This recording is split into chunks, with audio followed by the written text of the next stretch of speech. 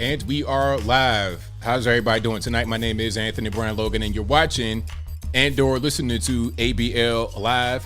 Thank you for joining me. You could be almost anywhere in the world, but you're right here with me live on the show, and I appreciate y'all for that.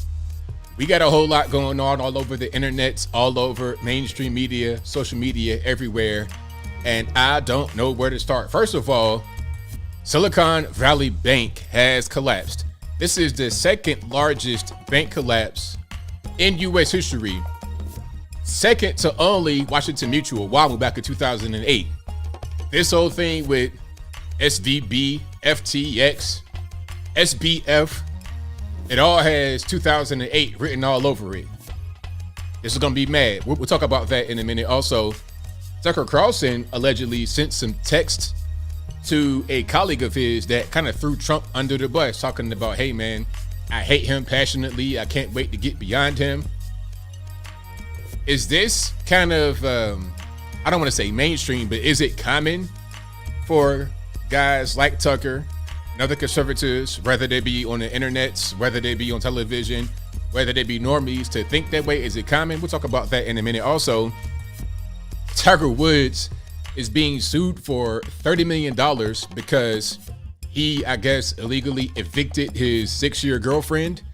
This is a whole big mess. We'll talk about that in a minute. Also, Colin Kaepernick says that his white adoptive parents who saved him, who took him into their home, loved him, treated him as their own, as he is, that they kind of perpetuated racism against him. We'll talk about that in a minute. Also, the burnouts on the LGBT flag in Florida. We'll talk about all those things and more on tonight's episode of ABL Live. And thank y'all for being here yet again. You guys are the best audience anywhere on these internets. If you enjoy what you are hearing thus far, if you enjoy the content in general, please give the video a thumbs up, like the video, share the video, do all of that good stuff. We got a whole lot going on tonight. Oh man, there's a whole lot happening. I got quite a few videos for you guys, of course, on the Twitter sphere. But before I get into anything, before I continue, before I go any further, shout out to the sponsors. First of all, if you guys are not subscribed to patriotpost.us, please do so right now. Patriotpost.us. I have my next column up. Yes, I do write columns on my website. I'll get to in a minute.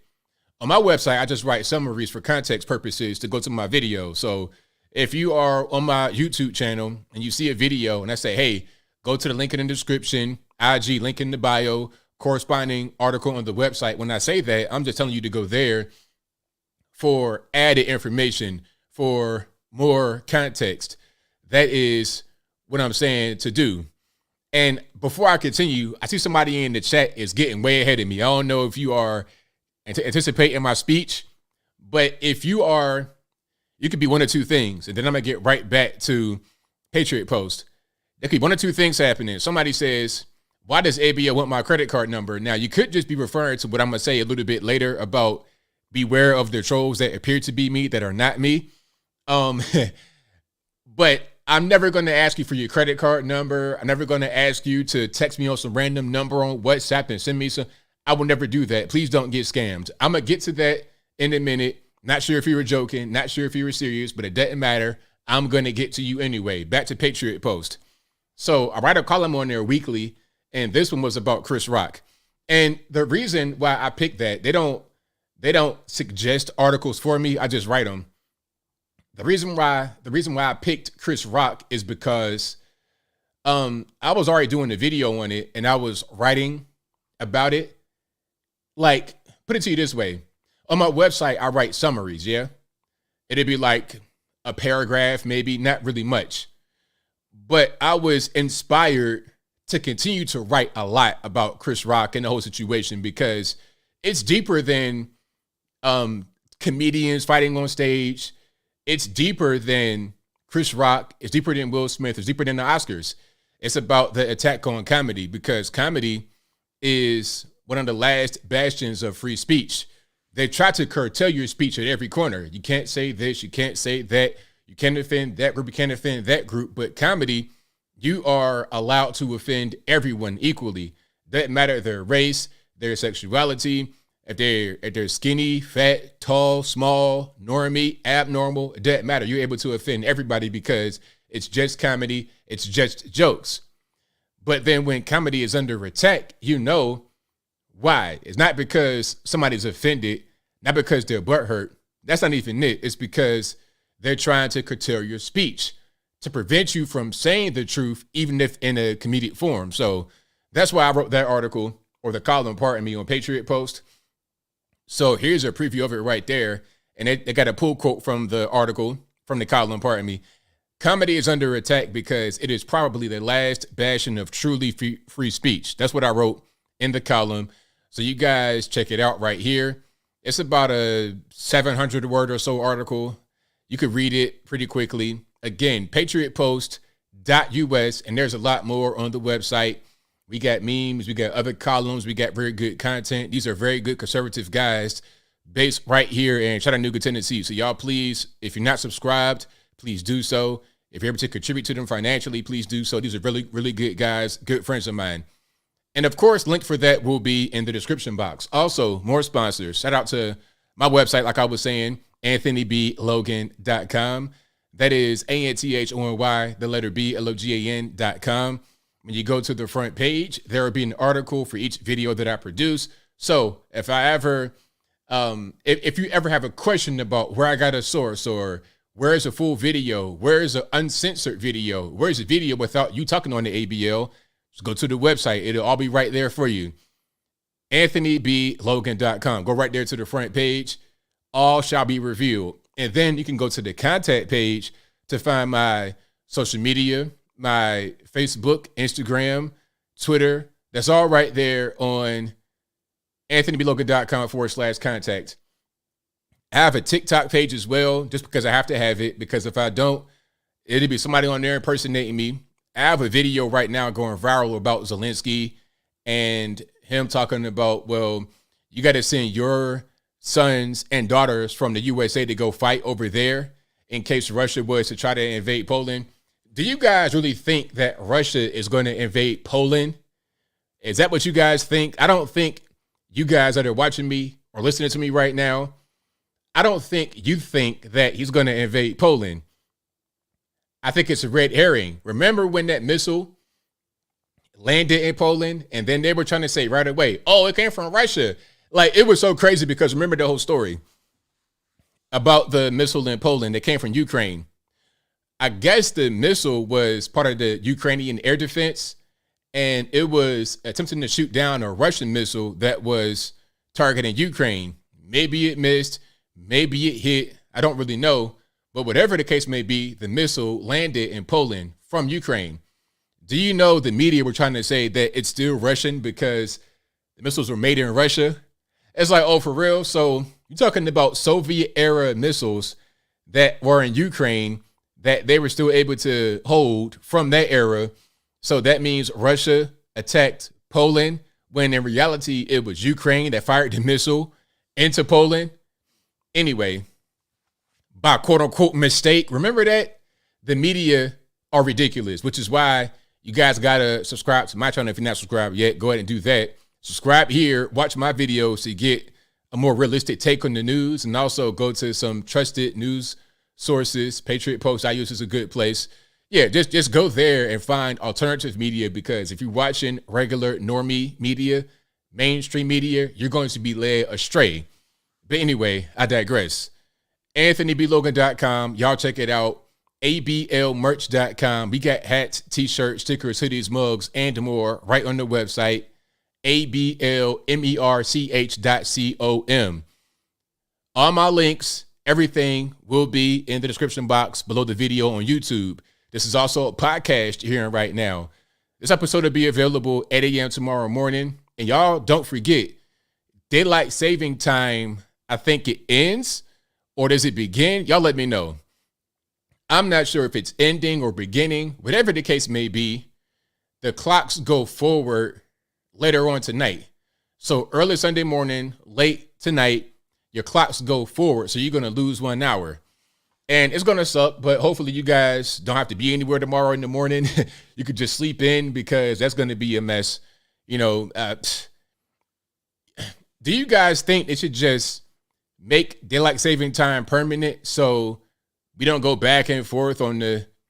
Because I guess the whole thing is we go forward now to get more daylight, and we go back in the fall to also get more daylight. I guess that's how it goes. I'm not really sure. What do you guys think? Should it be permanent? Should it change every season, twice a year? What should happen? All right. Oh, that's right, David Ray. They don't even observe DST in Arizona. Yeah, they don't even observe it. I noticed that when I was in Phoenix some years ago. It's like 5 a.m. The sun was beaming, like it had just, like it didn't even go down. It was like, what in the world's going on here? How is it 5 o'clock in the morning with the sun beaming? What's happening? All right, so it ends. All right, so daylight saving time ends. That's a good poll. I'll do that poll. Yeah, I will do the poll. So the poll's going to be, should daylight saving time be permanent, which means they don't change it. So should daylight saving time become permanent? Yes or no? And again, this means that you just have one time. You don't go forward in the spring or back in the fall. You just stay, whatever it's going to be. If it's going to be like it is now, an hour ahead or an hour back, just keep it just that way. All right. So let me go ahead and put that poll in the chat, and you guys can let me know what your feelings are about that. All right. I'm seeing people talking about stop daylight saving time. Emily says it was for farmers and children to go safely to school. And you know, it's weird because when I was a kid, I remember going to high school like 6 a.m. It's dark outside. I'm at the bus stop. It's dark. So, I mean, this is with daylight saving time. So would that really change? I don't really know.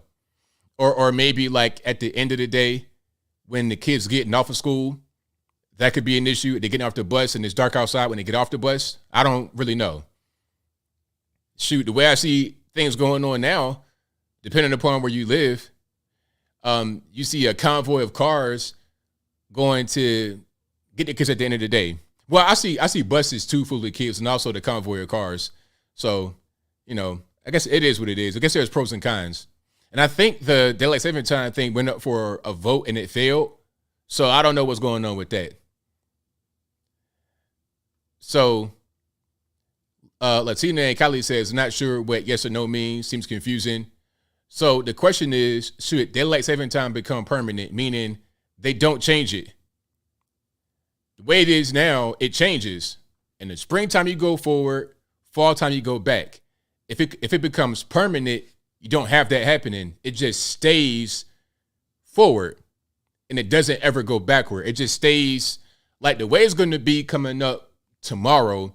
It'll be like that permanently, and you never go back and then go forward again. It just stays. So hopefully, I know that can be kind of confusing because it's like, what does it really mean? But hopefully I explained that pretty well. All right. So we'll talk about that, I guess, some more. I'll leave the poll right there for a minute. So yeah, my sponsors, if I didn't get to them, patriotpost.us, anthonyblogan.com, ablmerch.com. All my links will be in the description. And also, we have a podcast, of course. This will be available 8 a.m. tomorrow on a new time. So set your clocks in your house if you have the manual analog clocks. If you have the microwave and the stove and all that, set those clocks as well. Your phone will automatically update, so you don't got to worry about that. But that'll be available on your favorite audio streaming platforms, whether that be Spotify, Google Play, Apple iTunes, Stitcher, Anchor, etc. Link for that will be in the description box. And you can also go to your favorite audio streaming platform and search ABL Live. I should pop right on up. If you're listening to me right now on your favorite audio streaming platform, please give me a 5-star rating. Give me a review. Do whatever you can. I most certainly appreciate you for that. All right. So let's go ahead and continue here. Where do I start? There is so much to talk about. I really want to talk about SVB. We got all these acronyms, all these abbreviations. SBF, SVB, FTX, AOC, ABL. Like, what's going on? Anyway, we got a lot going on, but I think I'm going to start with Tiger Woods. Can we start there or not? Is that too controversial to start? Let's start with Tiger Woods. Now, Tiger Woods is being sued because he kicked his girlfriend out of his house. But he went about this all the wrong way. Let's talk about Tiger Woods for a minute. Now, remember, Tiger Woods was married before, and he had kids with his ex-wife, Nordegren. I can't pronounce her name really. Let me see. Nordegren. Her name was okay. Her name is, pardon me, she ain't dead. Ellen Nordegren. So Ellen Nordegren was married to Tiger Woods. They have 3 kids together. And when they got divorced back in 2010, Tiger had to pay her $100 million for a settlement. $100 million. Now, I understand you married to somebody and you're a rich guy. You shouldn't just leave her in the cold. $100 million for what? And on top of that, 20 grand a month in child support. So $100 million in cash, boom, take that. Actually, it might have been more than that. They said it was between 100 and 110. That's not including lawyers and all that kind of stuff.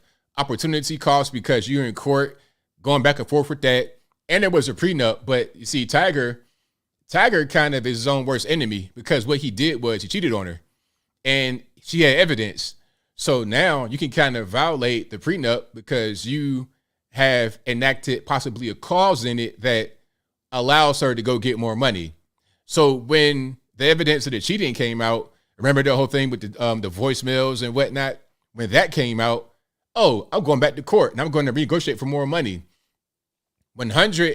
At least minimum $100 million for a settlement plus lawyer fees plus child support. So I guess Tiger was like, you know what? What I'm going to do is not get married anymore, not have any more children.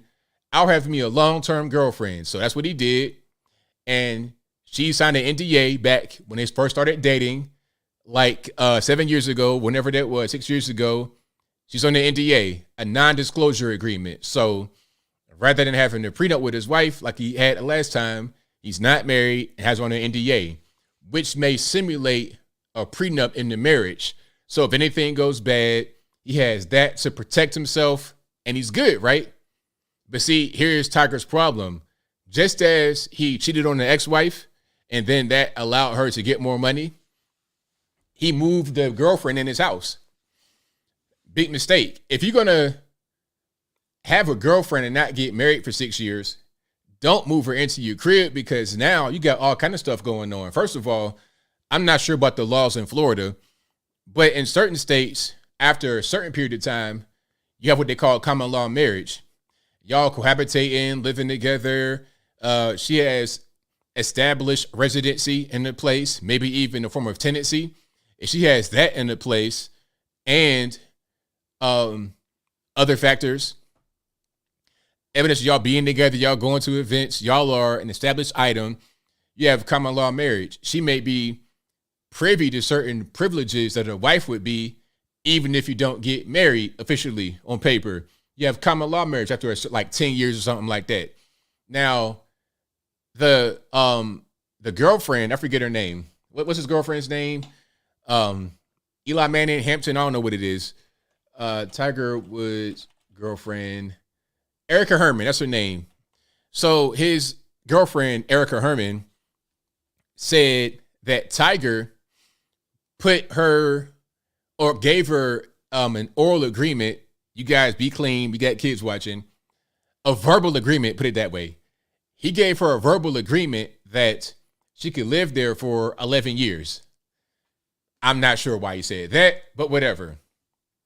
But after about 5 years, that whole thing, I think it was 5 years left. So after 6 years, he's like, okay, I'm done. So what he did to kick her out after he was done or they broke up or whatever the case may be, he communicated with her through his trust I guess that means his lawyers talked to her. I don't know. That's what I'm reading. I could be wrong about that. But he somehow was able to communicate with her and say, hey, y'all pack a bag. And no, you pack a bag, girlfriend. You pack a bag. We're going on a short vacation. But when she got to the airport, she was informed that she had been locked out of the residence where she lived with Tiger Woods. So he made her leave and evicted her kind of illegally, because check it out. Y'all know how if you're in real estate or you just kind of read a lot, you understand how you have these laws that protect tenants, and you can't just kick somebody out like that. It has to be a process of eviction. If they establish residency, you see, in her case, she could say, I was there for 6 years. I got belongings there. I got mail there. She can fight her residency of the home in court. She may not be on the mortgage, obviously. I'm sure she's not on the mortgage. She has no lease. She's not doing anything like that. She's not paying any kind of bills in the house.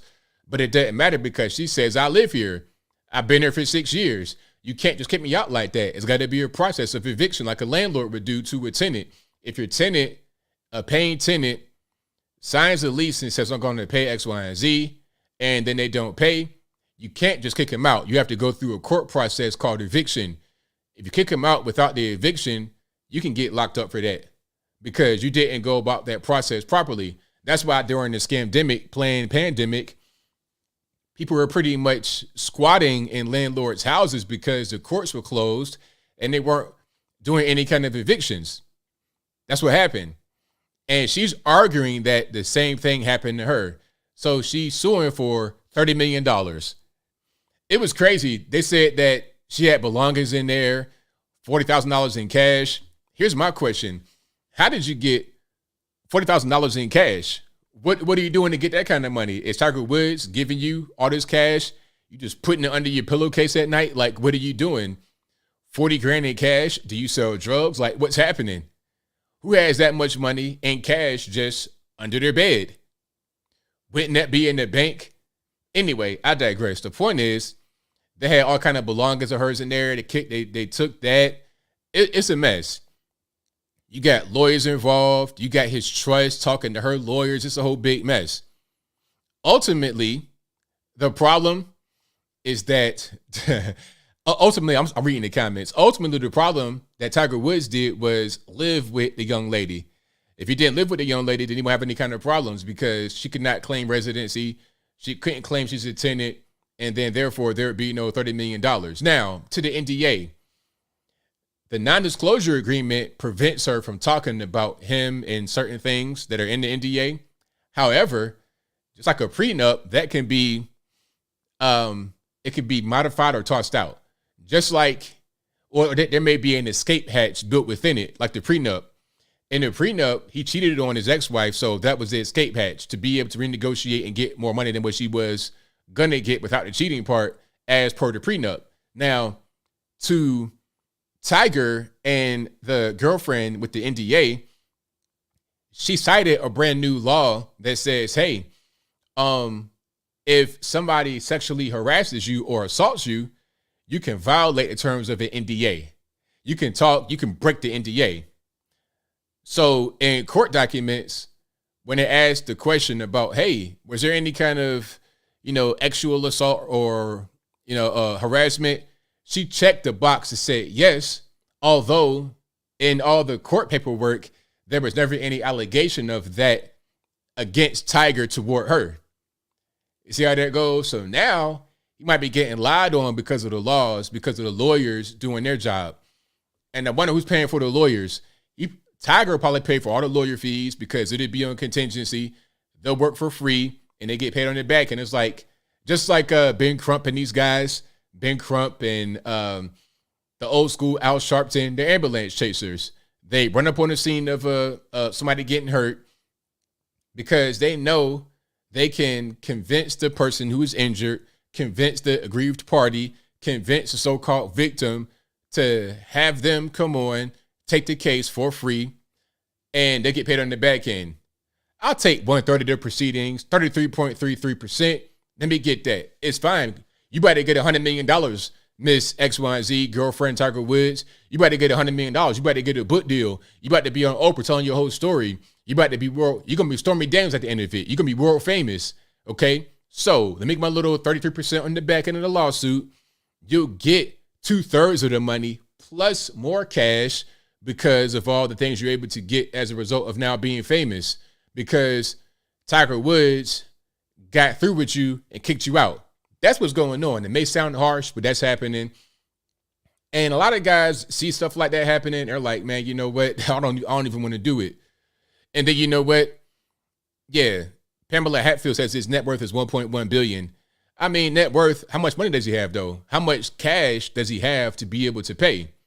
First, he already paid the ex-wife 1/10 of that, $100 million plus 20 grand in child support, and he still has small children. So how much is he paying per year in child support? So I'm gonna do a little bit of quick math here. If you have 20 grand in child support over a 12-month period, that's $240,000 a year. Okay, 240 grand per year off the books. Okay, like straight out of your pocket, straight cash money, no tax. So over what? How many years?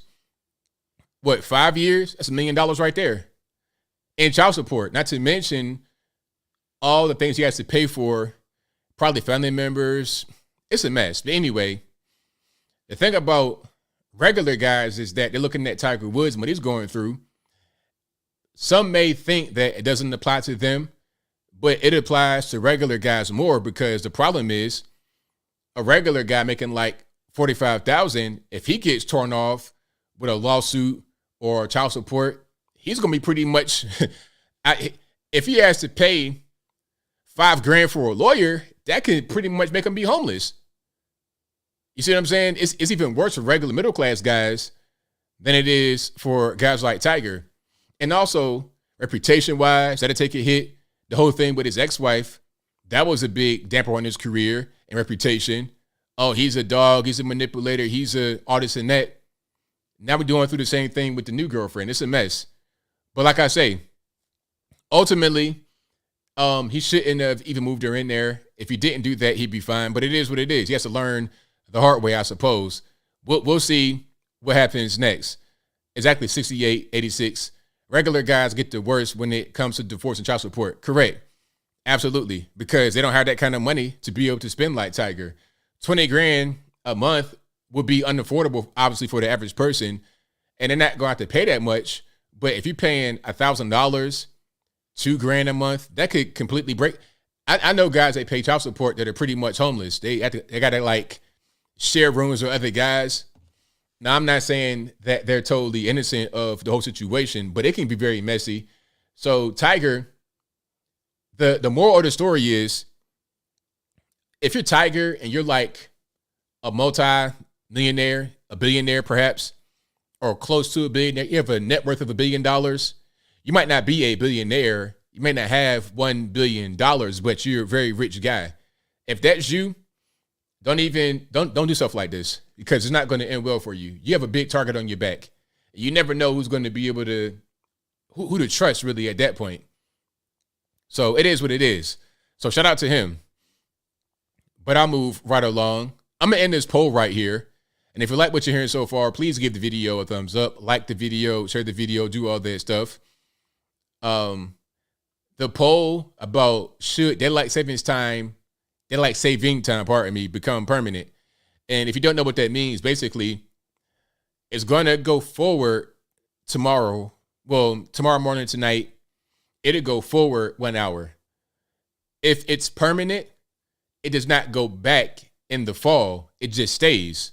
So let's say, for example, they pass a bill, becomes law, that we're going to have permanent DST, daylight saving time.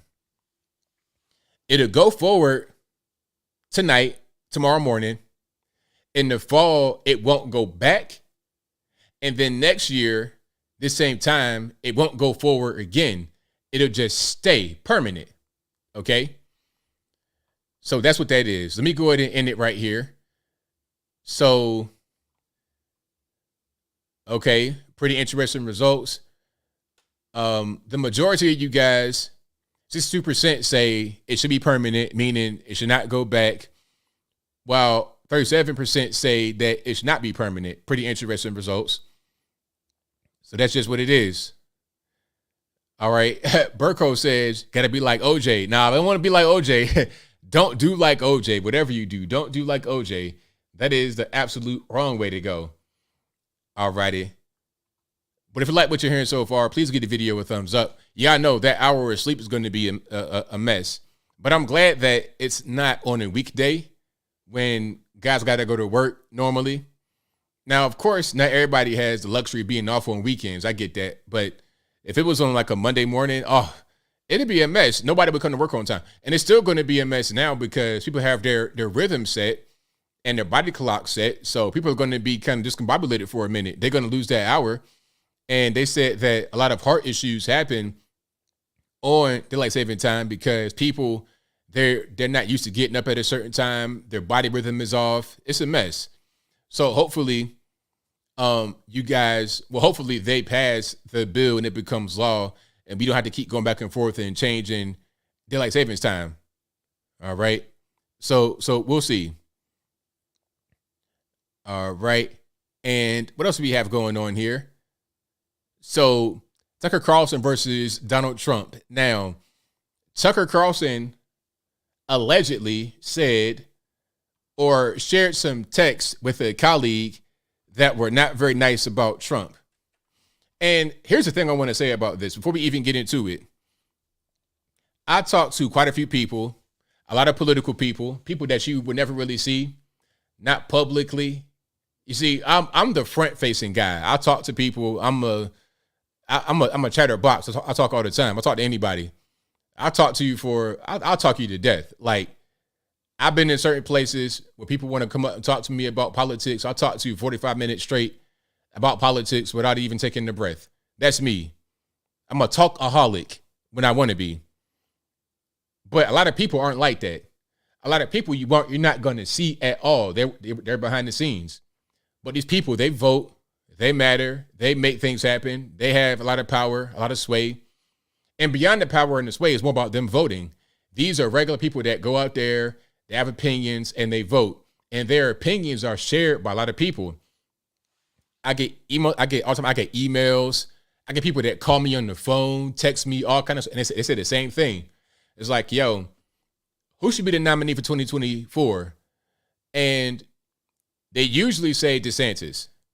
Some say Trump, but it's usually DeSantis. A lot of my political friends that are like influencers that you see online, the front-facing people, they'll say Trump.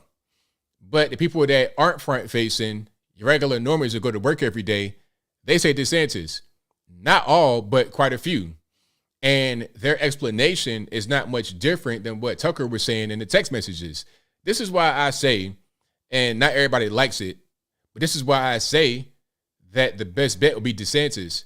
Not because I just love him. I don't love any of these guys. I don't know these guys personally. I like what Trump did in 2016, but I know that there's so much baggage, so much negativity, so much animosity toward Trump, whether it's right or wrong, it doesn't matter. I know if so much of that out there is going to be very difficult for him to succeed. Why not put the guy that has the best chance of being able to win? You see, I don't get tied up emotionally and stuff like this. I don't really particularly care. It's like, look, if Trump could be the best guy, he could win. He can get the job done. Put him in there. If it's DeSantis, put him in there. If I thought Nikki Haley could be a good candidate and she could win, put her in there. Now, for the record, she probably can't. I'm not really a fan of hers, but I might not be a fan of Nikki Haley's. But if I thought she had the best chance of being able to win and that was our best bet, it's like, okay, put her out there. Would you rather put a candidate you're not 100% in love with out there in the campaign trail if it means you win and maintain the majority of things that you want? Or would you rather just not vote because your love of your life is not there anymore? You can't run, so you're going to refuse to vote? It doesn't make any sense. Regular people would just say, let me get the best person available to go out there and win. This is what the Democrats did, because do you think Joe Biden was the best they have? I mean, be for real. You could have put a sock puppet in there and they'd have done better than Joe Biden. Joe Biden is Weekend at Bernie's personified. When you go back and look at the cover of Weekend at Bernie's, they're going to change the cover of Weekend at Bernie's. They're going to put Joe Biden on the front cover. You try to go get a DVD from Amazon and you buy it, it's going to be Joe Biden with Kamala Harris and Alejandro Mayorkas carrying Joe Biden through the beach. That's what's going to happen. You're going to see that. They don't really care that he's halfway dead. You see what's going on with your man, John Fetterman. Where is he at? Have you seen John Fetterman in the past 2 months? I've not. That man got elected and got put straight in the hospital. That man, they drugged that man through the campaign. And then once it was over with, they put him in the hospital bed. And he's been there ever since for the past 2 months. You think they really care about putting a great person that they love out there to win? All they care about is being able to get control. We can't operate differently from that and expect to be able to win. You know, I see guys online talking about all kind of stuff, talking about, oh, that won't win. That ain't going to be how we win. It'll be stuff like this ad campaign. Hold on.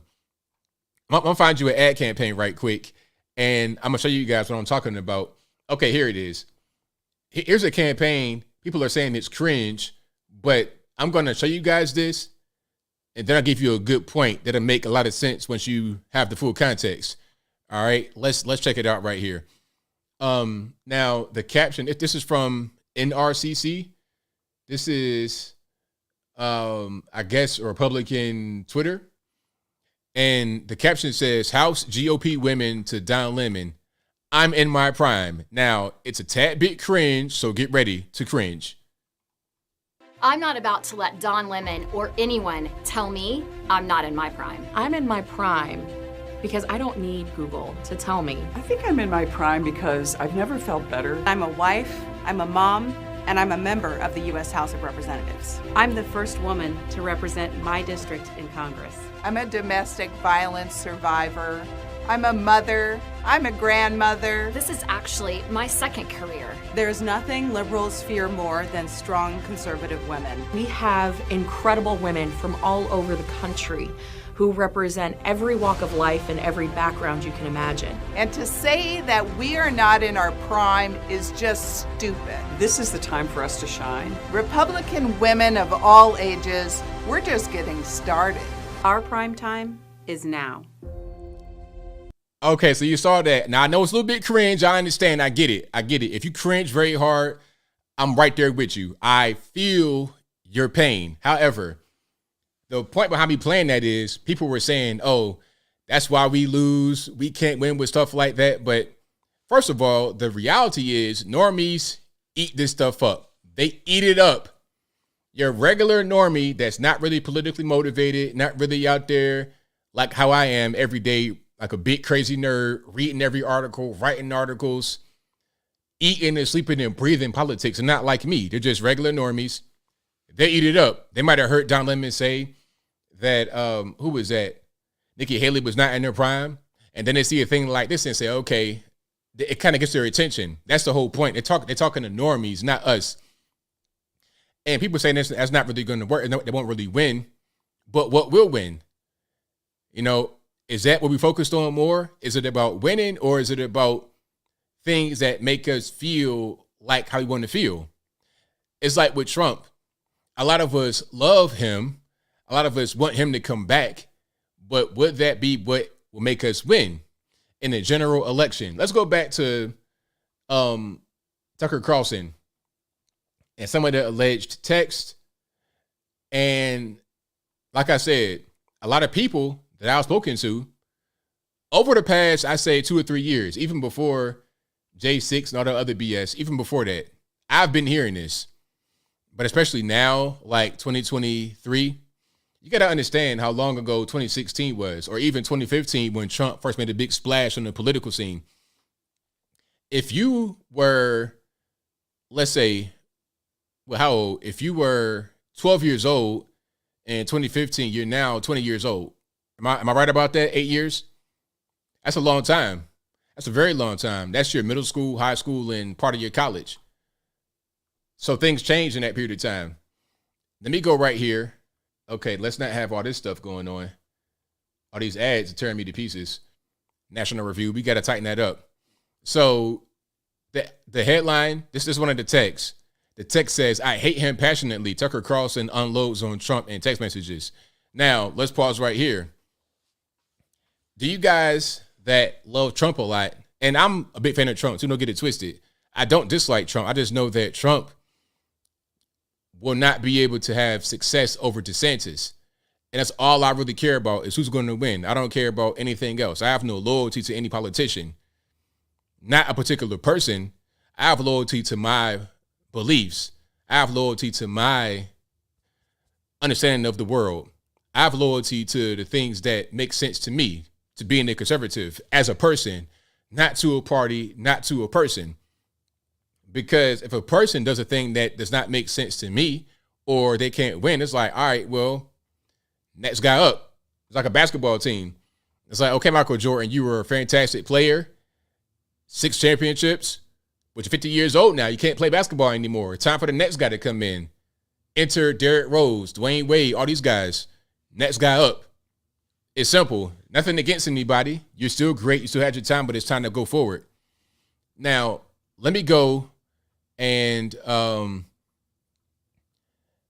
look at some of these texts. So, and the context is that the texts were released as part of a lawsuit from Dominion Voting Systems. The whole thing with Mike Lindell.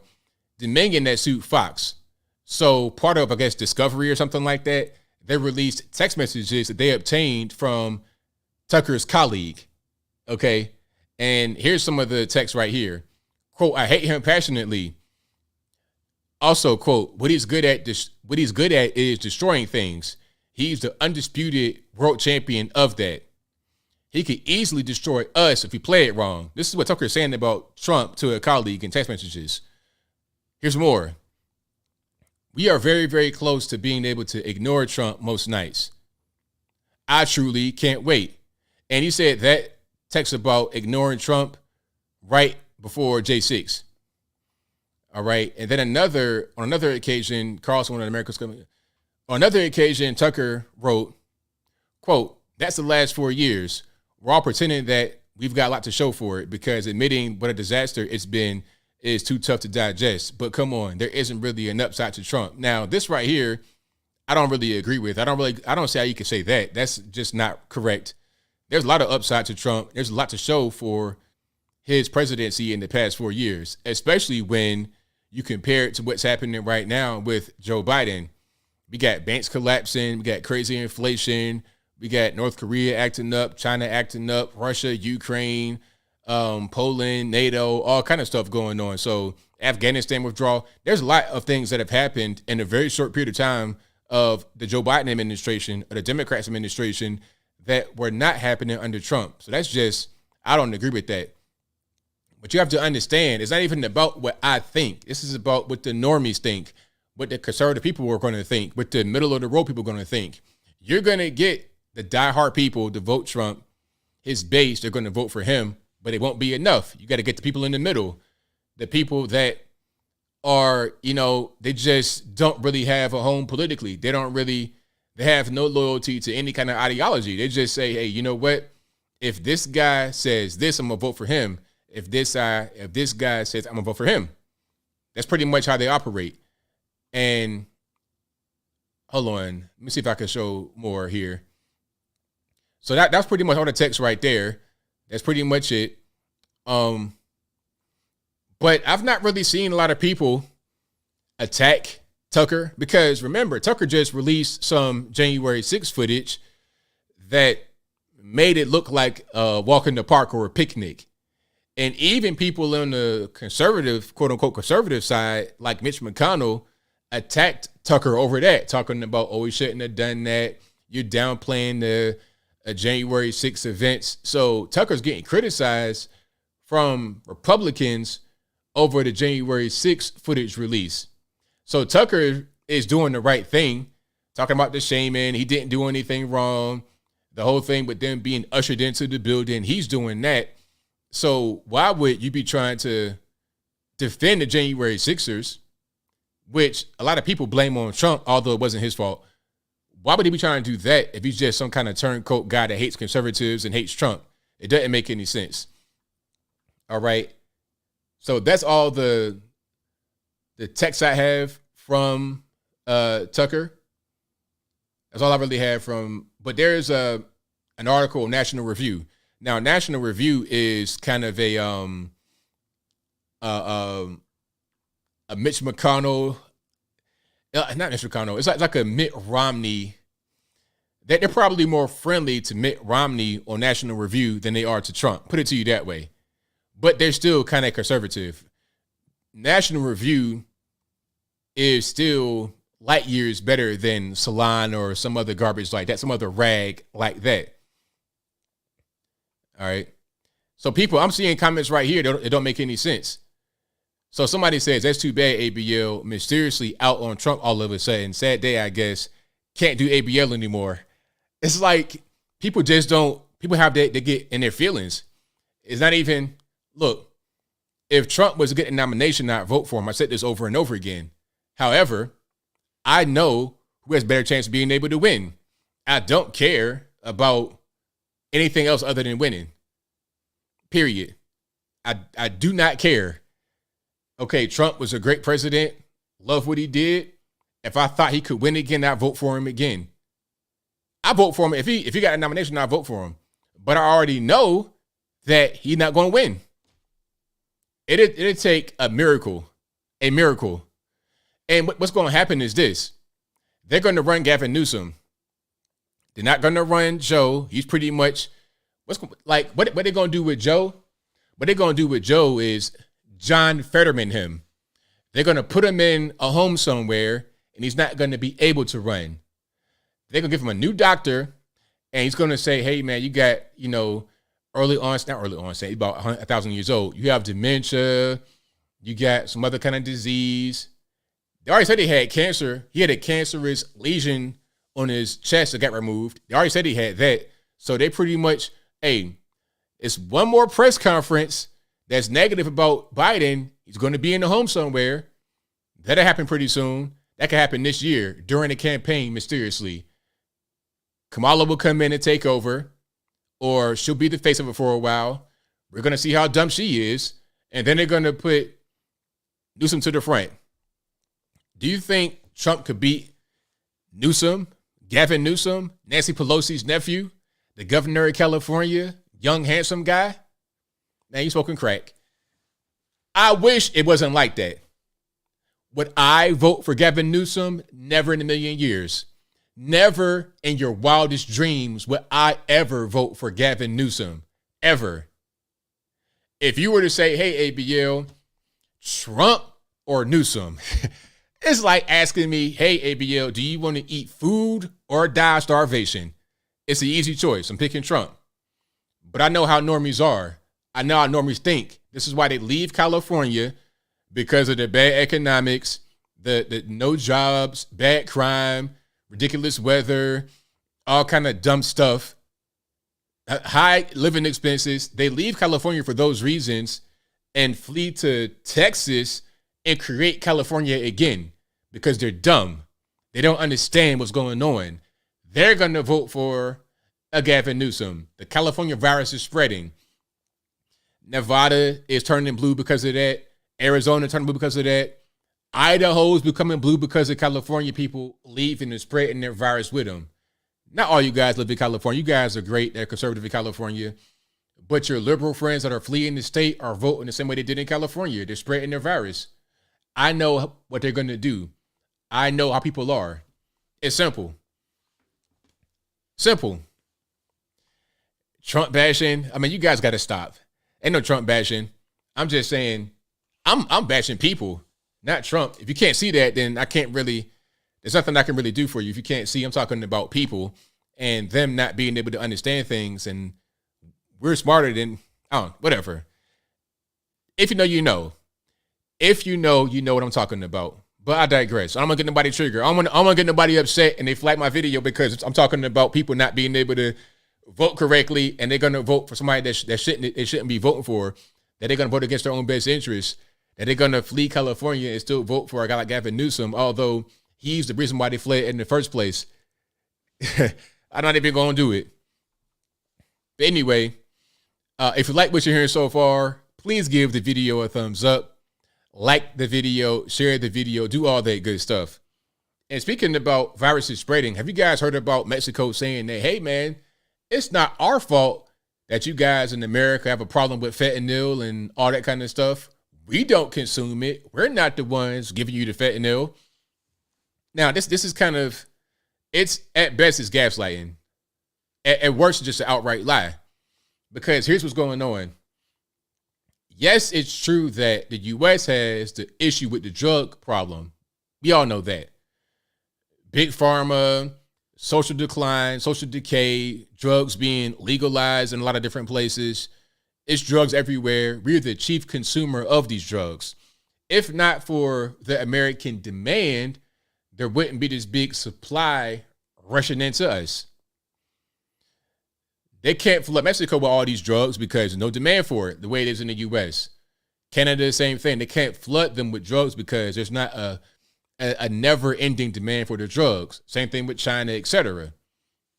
However, to say that they're not responsible is ridiculous because the precursors for what's that, fentanyl, they come from China to Mexico, to the cartels.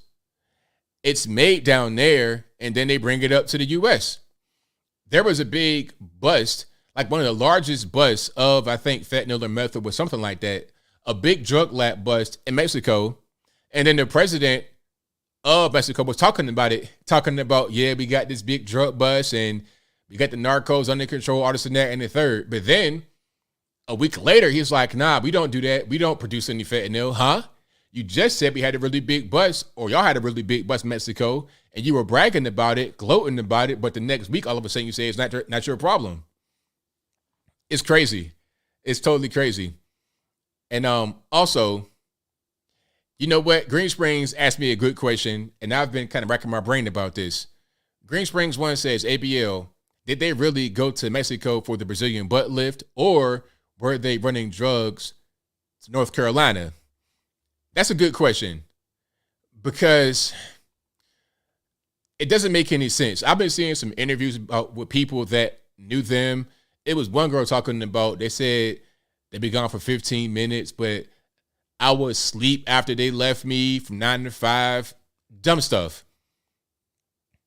I think that they're down there for drugs.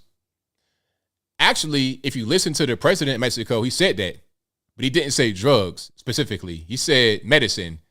What's that mean? What's that? Drugs? What kind of medicine they going down there for? I mean, now, to be fair, the girl could have gotten the BBL and needed medication, so they went down there for that. But I don't think so. I don't think you can have a BBL and be in the States and then drive to Mexico to get drugs. And if you needed drugs, if you had a BBL and you needed drugs to manage the BBL, because if you know what a BBL is, it's pretty gross. Basically, it's a cosmetic procedure, and it's a Brazilian butt lift, right? So they cut you open. It's pretty gross. They put you in this garment called a faja. I don't want to go down that road and describe really what's going on, but it's a pretty invasive cosmetic procedure. You need recovery, you need drugs, you need medical attention, you need all that kind of stuff. It's like having open heart surgery. Not quite that extreme, obviously, but it's a pretty serious thing. It's like getting a hip replacement or something like that. But anyway, if you needed drugs to help with that, you would not travel with them, and you'd be able to see if she had the BBL, because she'd be in the faja, she'd be bleeding everywhere. Again, not to be too gross, but I'm saying there'd be obvious signs of a procedure being completed. Furthermore, why would you drive? I don't understand. It doesn't make any sense. Usually When there's BBLs going on, they fly to DR, Colombia, etc. Why would you drive? It looks like they're trying to run drugs. And then they had like, they put the rap sheet out there, and everybody that was in the van had drug charges before. Now, I'm not saying that they deserve to lose a life because they had prior offenses. Don't get it twisted. If they're innocent and they were just down there for an innocent purpose, then they shouldn't have been hurt. But if they were down there for a nefarious purpose, then you taking life in your own hands at that point. You taking the risk and you lose. It could go either way. It could be that they were running drugs or they were down there for I don't see why they'd be down there just for the BBL. Why do you need 4 people, like 3 males and 1 female? And the female had 6 kids. Why did he get a BBL? You got that many kids. That don't add up. Maybe you have 1 or 2 kids at the most. Usually it's single girls that are trying to become strippers or something like that to get their body done. It's not, or bartenders. It's not, you got 6 kids and you already got prior offenses. I don't know. I think, and did you guys see that the cartel apologized? They put out a statement. Yes, they did. A statement. Listen, to the Mexican president, you guys y'all don't make fentanyl down there. It's a U.S. problem. Why is your cartel, your drug cartel, giving out press releases, sir? Hold on, let me find that press release for you right quick. And I'm not making it up. So the cartel handcuffed a bunch of guys and put them on the street. And they gave him it was a note attached to him. All right, hold on. Let me find that right quick. And if you like what you're hearing so far, please give the video a thumbs up. Like the video, share the video, do all that good stuff. That'll help me out tremendously. But yeah, the whole thing was crazy. All right. Let's go to the shade room. Why not? Okay. Matter of fact, no, hold on. I want to see the people that actually got I want to see the actual kidnapping. The people that were kidnapping allegedly and got handcuffed. They put out an apology and hold on. Okay, so I'm gonna read the apology. There we go. Perfect. All right. We got the pictures up. So I got 2 pictures. So these are 5 members of the Gulf Cartel Mexico.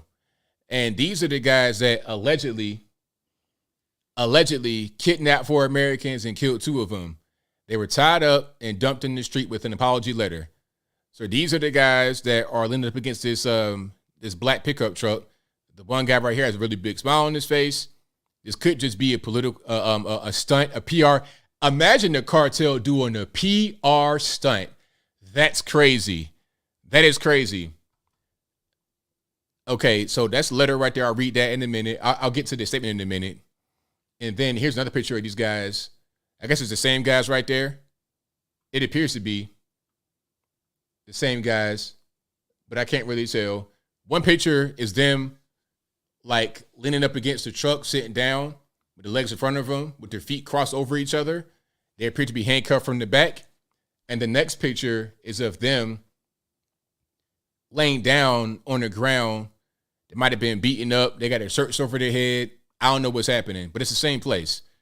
Now, here is the apology. And there's a link right here. Or a piece of it. Quote, "We have decided to turn over those who were directly involved and responsible in the events, who at all times acted under their own decision-making and lack of discipline," the letter reads, adding that those individuals had gone against the cartel's rules, which include respecting the life and well-being of the innocent. Can you believe this? A press release from the Gulf Cartel. All right, we thugging and drugging, killing people, human trafficking, drug smuggling, all that, killing Americans. But hey, man, like, check it out. We're sorry, man. It's, Lo Ciento, all that good stuff. Hold on. So let me see here. The Americans' killings brought National Guard troops and the Army Special Forces, et cetera, et cetera. Let me see if I can find the letter here or anything more. But yeah, it's a whole story from the Gulf Cartel. It's crazy. Yeah, it was a Jamel Hill tweet. She just happened to be the one that I found that had the actual excerpt. I already seen the excerpt before her tweet, so I know it's authentic. I already read it before, so it don't really matter that she put it up there. But yeah, are you guys buying the cartel's apology? Do you think that this was a PR thing or nah? Like, what do you guys think about the apology? I think obviously PR, because what's happening now is that the block is hot, as Lil Wayne would say. Now you have all this attention on their drug territory, so they can't do the crime anymore, or it's going to be limited. So what better way to get some heat off of us than offering up some guys and apologizing, put out a statement so we can get right back to business, back to the drug smuggling, human trafficking, all that kind of stuff, the weapons trafficking, all that, the gasoline smuggling, poaching of gas pipelines.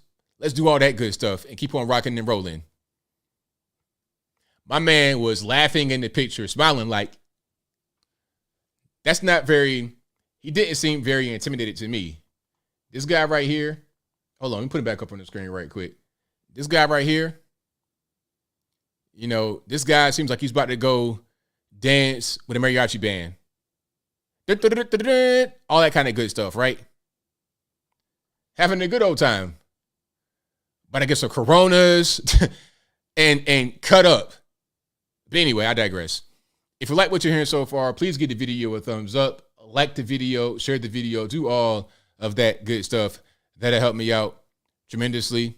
He sure was. I guess he was smiling. If that's buck teeth and not smiling, I can't tell. That man's whole top lip was open. I mean, all the teeth. I saw all the teeth, not just the top few teeth. I saw everything. I saw everything. All right, so we got more topics on deck. Where did I want to go? I thought I had a video right here too that I wanted to show you guys. I got quite a few videos that you guys need to see. But where are we going to go first? Where shall we go? I think we need to go to Silicon Valley Bank, shall we? Give me a second. I'm going to get to that. And we're going to load it up because this story is crazy. You know, Silicon Valley Bank, this story is scary because it's 2008 all over again. Yes, it is. And, okay, I'll pull that video right there. That'll work. But before I get to that, I just want to make sure that I have no videos left behind. And we're going to keep on rocking. Oh, there was one video I saw. Okay, here's a video. I won't show the whole thing, but here's a video. This is what you're getting for education, right? We're talking about Ivy Leagues and things of this nature. So here is the setup. The caption says, video, a DEI bureaucrat in action. Now, DEI means diversity, equity, and inclusion. If that's wrong, let me know in the comments. But basically, somebody that's appointed to be woke, to be the captain of wokeness at a particular place, right? So here's the rest of the caption. Stanford Law Associate Dean for DEI, Tyrion Angela Steinbach, is an obvious moron appointed only because she's a black woman. Here, she starts crying because FedSot invited a conservative circuit judge, $100,000 a year for this education, quote unquote. And the judge, hold on, let me see who that guy was. I'll make sure that I get his name. He's a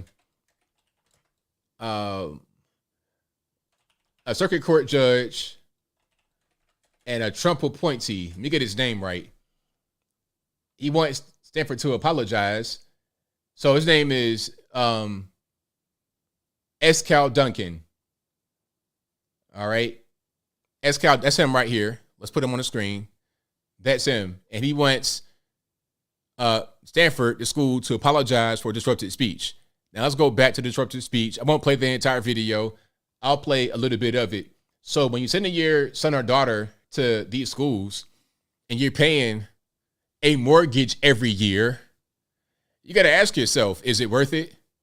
Is it really worth it? If you're a young person and you want to go to a place like this, you got to understand you'll be battling wokeness.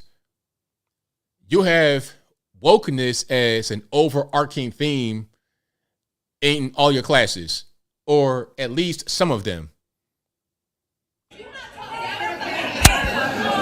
All right, hold on.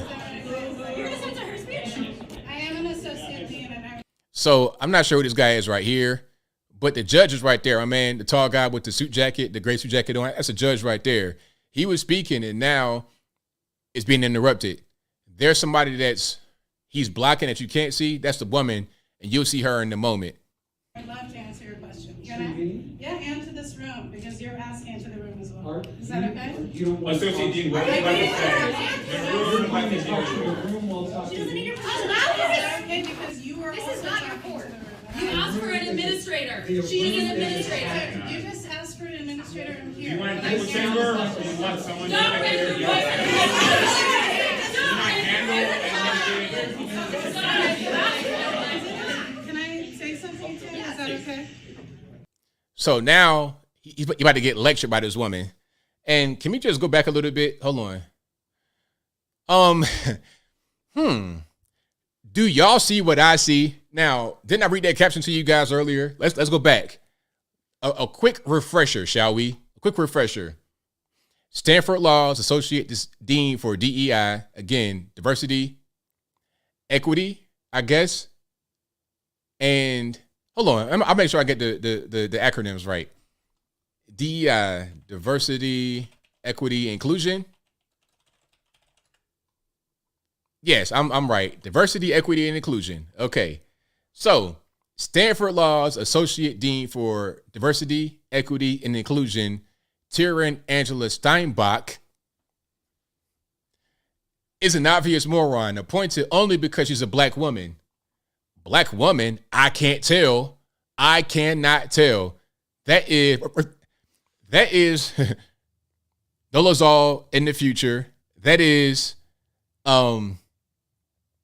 this looks like Joy Behar from The View with a little bit of a tan, a tiny bit of a tan.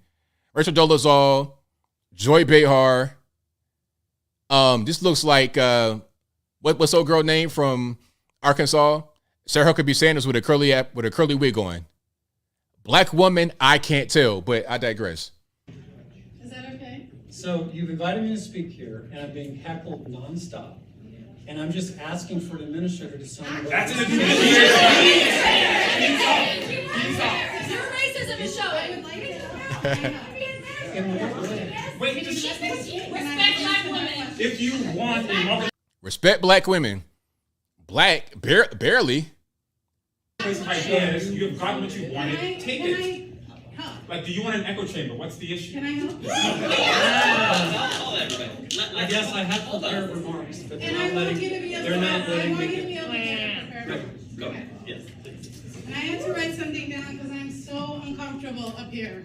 And I don't say that for sympathy. I just say I'm deeply, deeply uncomfortable. I'm uncomfortable because this event is tearing at the fabric of this community that I care about and I'm here to support. Now, I guess the only thing that this guy has done is be a conservative circuit court judge appointed by Trump. That's the only, I've not heard about any kind of particular thing that he said.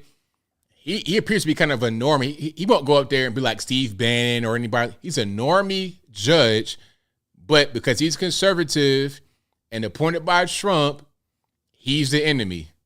And you got to get this 10% black lady to come up here and basically admonish him. And I don't know, and I have to ask myself, and I'm not a cynic to ask this, is the juice worth the squeeze? Is this worth it? Do you guys hear that? It's not clapping. It's not this. It's this. Hey, I'm the old uncle at this point, laughing at the youngins. It's like back in my day, we didn't do all that finger snapping like you young bucks doing. It isn't a setup. But for many people in this law school who work here, who study here, and who live here, your advocacy, your opinions from the bench land as absolute disenfranchisement of their rights and does land. Let me please.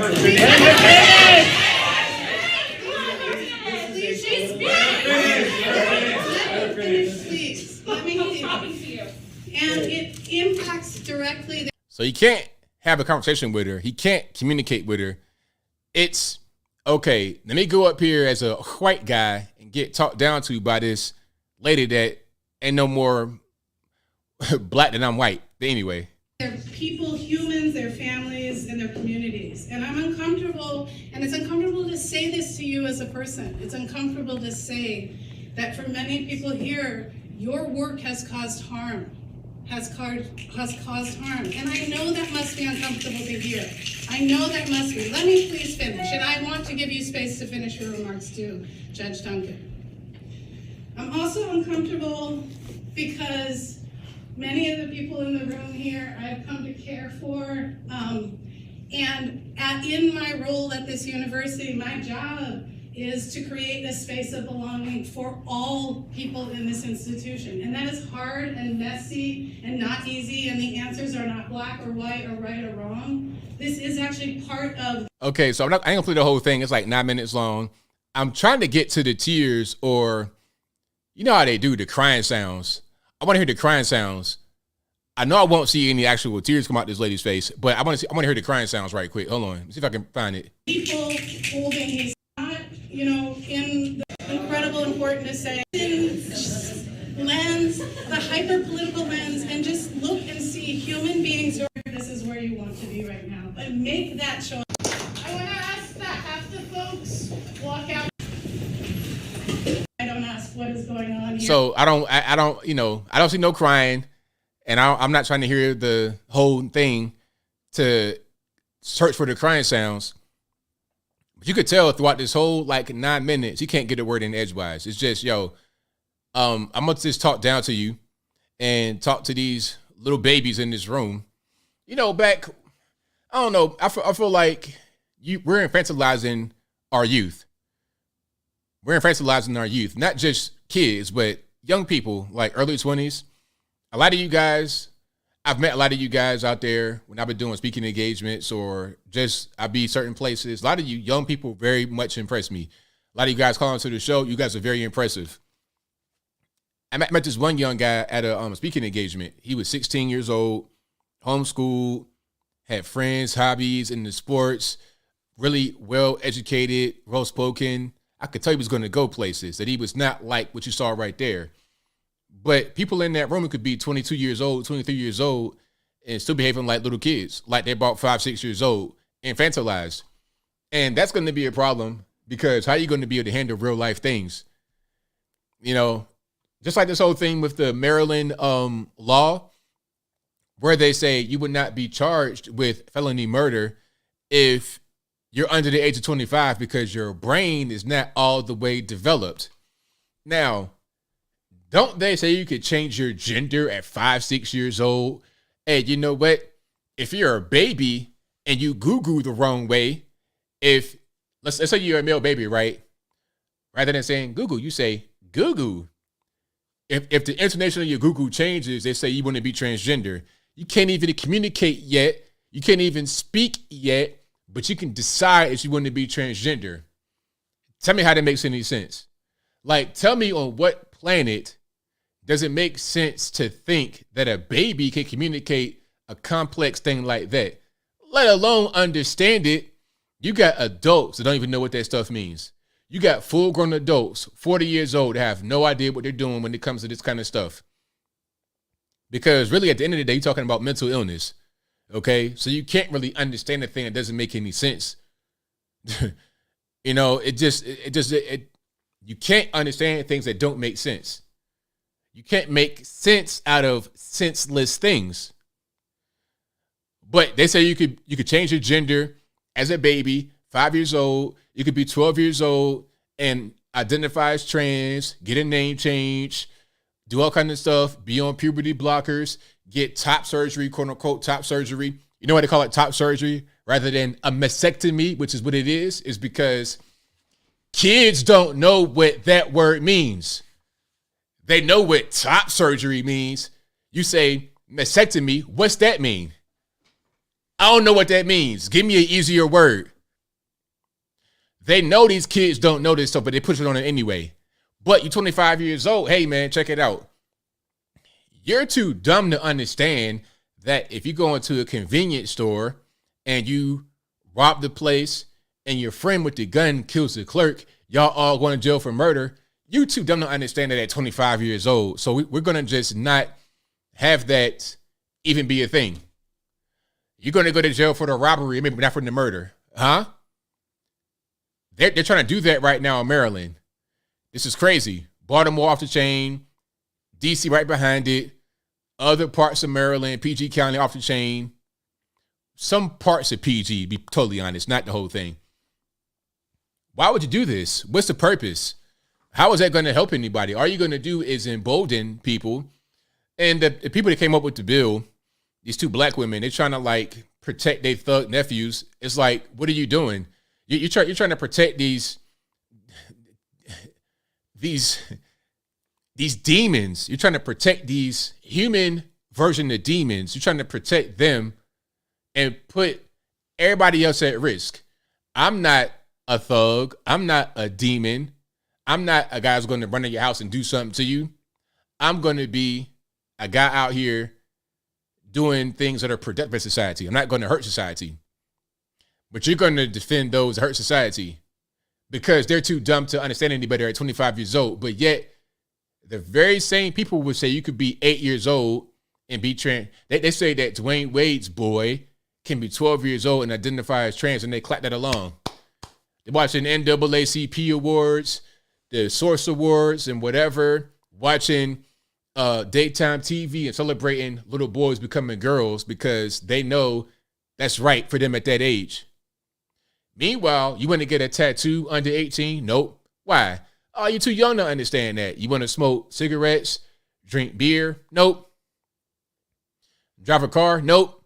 Not under 16. 15 with a permit. You want to work? Nope. Not under 14 without a permit. But you want to be a boy? You want to be a girl? At 8 years old? Yeah. Top surgery? Yeah. I'm triggered, as you can tell, but I digress. The whole point is that is part of infantilizing our youth, telling them that it's not really their fault when they do things like breaking into somebody's house, tie up the homeowner, kill him, and then rob the place because you're just too dumb to understand what's going on. But you weren't dumb to go get the gun illegally, to rob somebody for the gun illegally, to steal a car illegally, to kill the person, to do all that. You weren't that dumb. Remember the whole Freddie Gray thing in Baltimore, Maryland a few years ago, where they were talking about some of the street crime that goes on, and they got guys that had already like 80 arrests at age 24. 80 arrests. How are you arrested that many times? Well, you know what's going on. They get arrested. They got drugs on them, something like that. And they go, it's a revolving door. They get arrested and released pretty much right away. Arrested, release, arrested, release, arrested, release. They got 80 arrests, but they just don't understand what they're doing.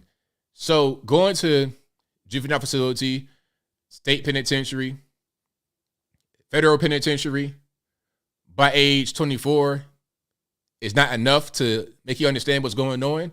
I know guys that have committed crime. I know guys that are in jail right now. These guys know what they're doing. Like the people that talk about Black Lives Matter, I hate.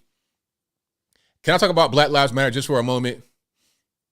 Just for a quick moment, because Black Lives Matter, what they do is prey upon ignorant people to make them think that their mission is just. And it's all a grift to get money. People that don't come from my kind of environment will support a Black Lives Matter because they don't understand any better. I got friends I grew up with that have gone the street life route. Again, I was never into that. I was always a nerd. trying to read books and be smart and all that kind of good stuff, right? The straight A student, that was me. I was not trying to be out here thugging and drugging and carrying on. That wasn't my life. Although I was right next to it, I didn't want to do that. Anyway, the guys I know that get locked up and commit crime know what they're doing. They're not, they might be, you could call them dumb, but they're not dumb in that way. They know their life very well. They know the risks. They know it's illegal. They know they shouldn't be doing it, but they do it anyway. And when they get locked up, they're not trying to say, oh, the white man did it. It's the white man's fault. It's my fault. I did it. Now I got to go to jail. Now I got to serve my time. That's what they say. It's not some white random liberal or some black random liberal that come from the same high school as the white liberal that come out and say, oh, Lil Jartavius is 24 years old. He didn't know any better. They say that. He doesn't say that. He knows what he's doing. Matter of fact, when you get them locked up, not my homies that get locked up, but when you get these guys locked up, these little gangbangers, you put them in the room and you say, hey, little Walmartavius, if you tell on your homeboys, you can go home. But if you don't, guess what? You're going away forever. You're getting football numbers. You're getting Peyton Manning passing numbers, Randy Moss receiving numbers. You're never coming home again. You got a little daughter. She's 1 year old. When you come home, she's going to be 40 years old with a pair of cats. Matter of fact, she's going to have 100 cats in the crib. So what are you going to do? They know what they're doing. They know what they're doing. It's not, I don't understand the disconnect. But anyway, I digress. So that bill, hopefully that bill doesn't pass. I'm saying Walmartavius. Yes, I am. Yes, I did say Walmartavius. Yes, I did. Anybody got an issue with that? I mean, I thought we were all friends. I thought we were all family and friends here, but I digress. If you like what you're hearing so far, please give the video a thumbs up, like the video, share the video, do all that good stuff. Now, let's get to Silicon Valley Bank. This is 2008 all over again. All over again. Now, here's what happened as far as the information I have. And a lot of you guys may know more than me. First of all, Silicon Valley Bank, this is where a lot of tech startups get their money. I think half of all tech startups in the country got money from Silicon Valley Bank, or they bank with them. They're into a lot of woke stuff, a lot of woke politics, a lot of that's going on. Maybe they spent a lot of time on the woke politics and not enough time on managing the bank properly, managing the money properly. Here's what happened in a nutshell. And if you guys know more than I do, please correct me in the comments. What happened is this. They made some moves back recently, a year or two ago maybe, when you had very low interest rates. Basically, they accrued some debt. Now, it was easy to manage the debt when you had low interest rates, right? But since we've gone up on the interest rates, they've been struggling to manage the debt. And as a matter of fact, they can't manage the debt. And they were trying to make deals to cover the debt, to cover their shortfall in capital they needed to stay afloat. But the deals didn't go through. Believe it or not, there's a recession going on right now. There's a recession, as far as I know. We don't want to admit it, but it's a recession going on right now. So they're having a hard time finding the deposits to cover the cash they need, the liquid cash to stay solvent. So what happened was they announced publicly that, check it out, we're about $2.2 billion short. If we don't get that money, we're going to go under. So, of course, that triggered a bank run. The bank run is when people and businesses take their money out of a bank because they don't want their money to get caught up when the bank collapses, because they probably won't get their money back, or not all of it. The bank run caused them to lose, I think, $46 billion with a B. $46 billion. So not only are they in the hole, not only do they have zero actual dollars in the bank, all their money is gone. All the capital is out of there, as far as I know. They're in the hole $1 billion. So the federales took it over and renamed it, and the FDIC is going to be in control. Now, the FDIC insures deposits, but only up to $250,000. 94% of the deposits are not secured because you're talking about a lot of big companies, corporations, payroll, all of that is on SVB, Silicon Valley Bank. So that little $250,000 ain't nothing when you got companies that got payroll of that every week. So what's going to happen is ultimately they're going to lose their money. These companies, they're going to lose most of their money. And the only way they're going to be able to get that back is with a federal bailout. The same thing they did back in 2008 with the banks and the auto dealers, like the auto companies. The same thing they did back then. They got to do it right now, or a lot of companies are going to go under, and they're going to have to file bankruptcy because they have no more money. The money that they had in the bank is gone.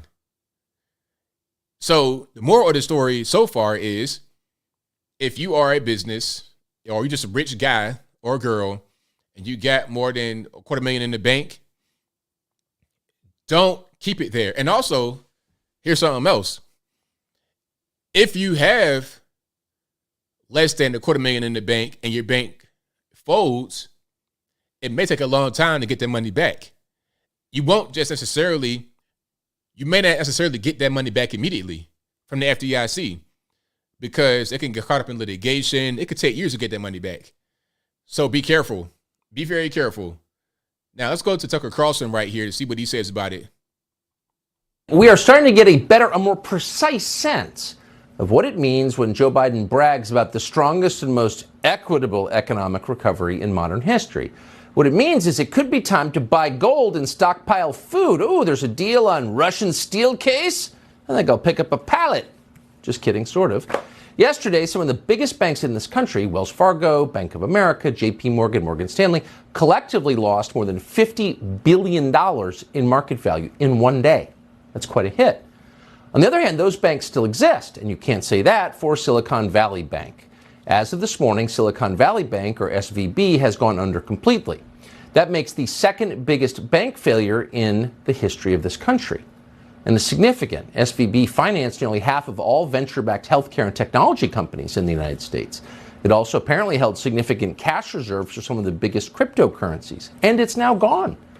Federal regulators have renamed it and taken it over, and that means an awful lot of people lost an awful lot of money. And no, most of that money was not insured, no matter what they tell you. Yep.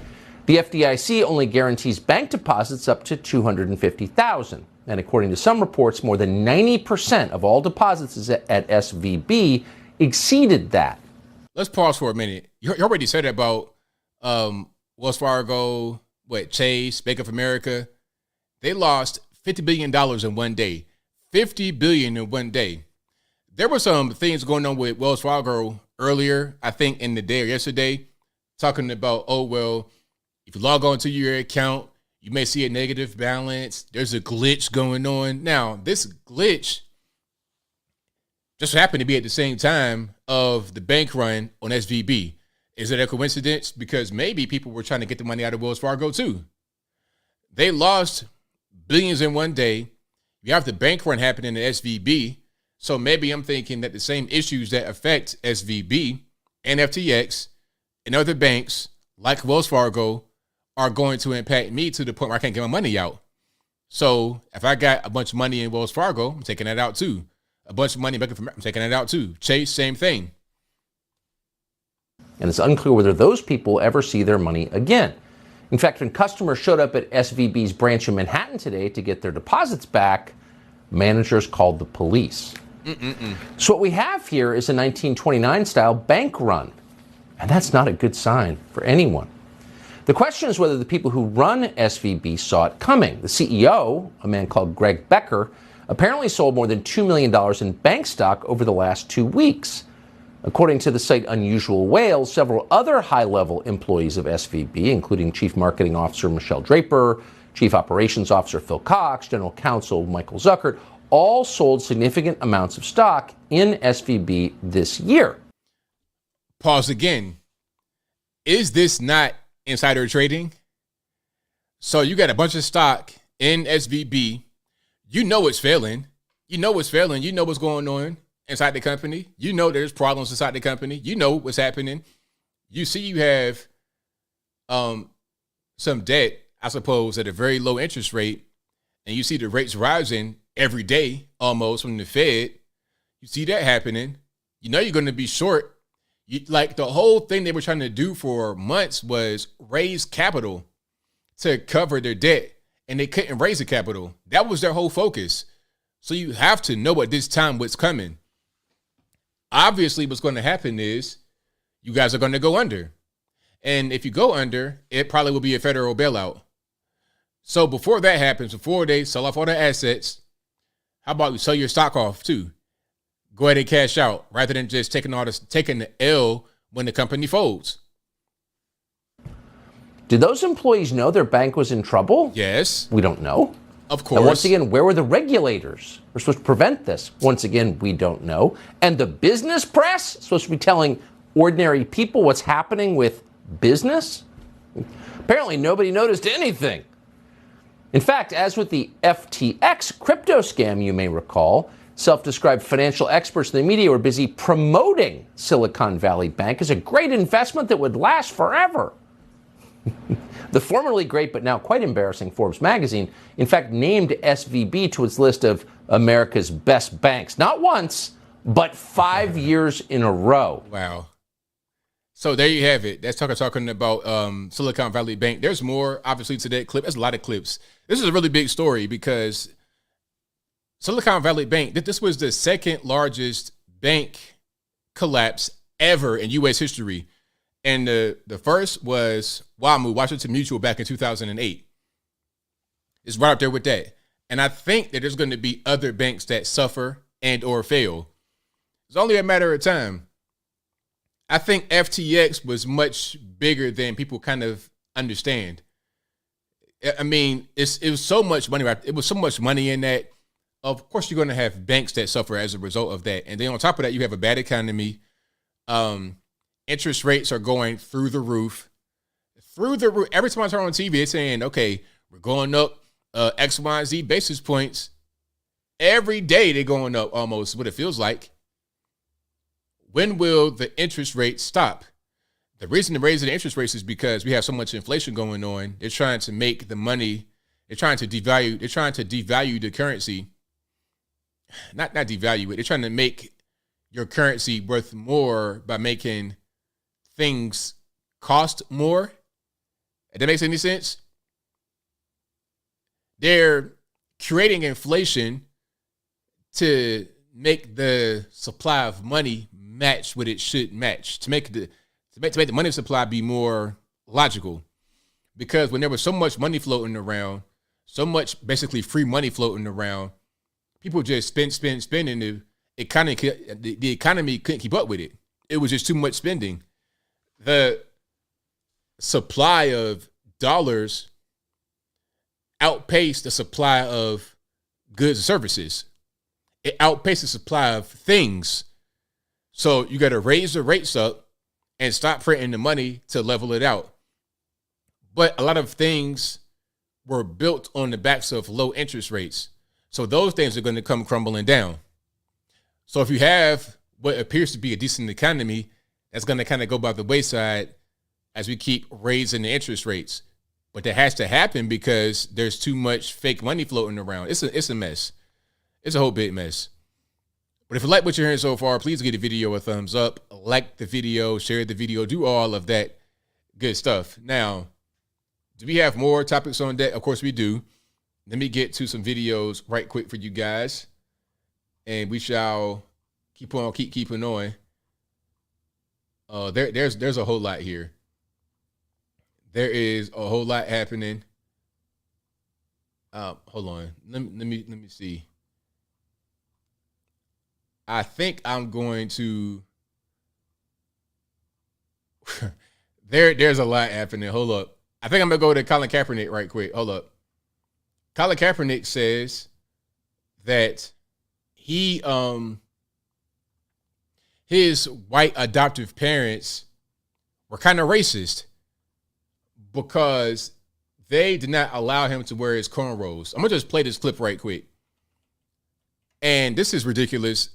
I mean, I understand you're trying to make money. It's a grift you got going on. You throwing your own mama under the bus for a book. It's crazy. Let's check it out. Who's spreading a message of empowerment in his new graphic novel, Change the Game, written with author and University of Chicago professor Eve L. Ewing. I love how you depict yourself in this book, not as some big shot hero, but as a shy, insecure high schooler like we all were. I mean, I'm speaking for you, but. No, absolutely. Growing up, I think still am a pretty introverted person. I hope it's true to form, and that's just kind of how I navigate the world. It's his true high school coming-of-age story, his journey embracing his blackness, despite resistance from many, including his white adoptive parents. But here's the thing about it, though. Colin Kaepernick is biracial. So why does he got to embrace quote-unquote blackness? And what is blackness? Now I understand the whole point. I get the whole thing about being biracial. Sometimes, not all the time. But sometimes what happens is you don't really feel like you fit in either category. You're too black for the whites and too white for the blacks. I understand that. But I think that from his childhood is causing all this going over the top to be quote unquote black. Whatever he thinks that is, or whatever he's told that is by other people. I know my parents love me, but there were still very problematic things that I went through. I think it was important to show that, no, this can happen in your own home, and how we move forward collectively while addressing the racism that is being perpetuated. He took cues from his icon, basketball star Allen Iverson, who he said wore his blackness like a suit of armor. And teenage Kaepernick wanted cornrows to match. He's getting what roles, his mom asked? Oh, your hair's not professional. Oh, you look like a little thug. Your mom said that too. Yeah. And those become spaces where it's like, okay, how do I navigate this situation now? But it also is informed why I have my hair long today. The grown-up version of Eve wanted to go back in time and give young Colin a lot of hugs. And I was really moved and saddened by the level of kind of self-awareness that he had to develop at a very young age without a lot of guidance. Let's go back. Okay. Now, I remember the Allen Iverson era. I remember that. I was around because Iverson is from Virginia. I remember him back when he was at Bethel. I remember the bowling alley fight. I remember all of that kind of stuff. And it was never it was never a thing where let me just start over. I remember the Iverson era. Like I said, I'm from Virginia. I know he was at Bethel, Bubba Chuck. I know all of that kind of stuff, right? The whole thing with braids was not a thing that was accepted by all parents, all black parents. I remember, like, it was kind of taboo to get braids at a certain point. It was a new thing for a lot of black kids to get for black males to get braids. If you were a girl, you can get braids and barrettes and stuff like that, but not for a male to do that. Okay? That's his mom right there. And I remember, I know all about Iverson, but it wasn't that normal to get braids. It was kind of a new thing, like when I was in high school, like in the early 2000s. So a lot of black parents would say, no, you're not getting no braids or no dreads or no cornrows because you're not a thug, you're not Iverson, you're not a rapper. That's not a white thing or a racist thing. And try being African and getting some braids or some cornrows or something like that. Oh, my son, you will not get the braids in this house, huh? You will not get the braids, huh? You will get the bald head, shave down. You could be closer to God. You could be close to God, my son. You will not get braid in this house, huh? How is it a thing that's racist when a lot of black parents say the exact same thing that his mom said? He's getting wet rolls? No way. Same thing back in the 80s with the Jerry curl. No parents liked that kind of hairstyle back in the 80s, but kids wanted it.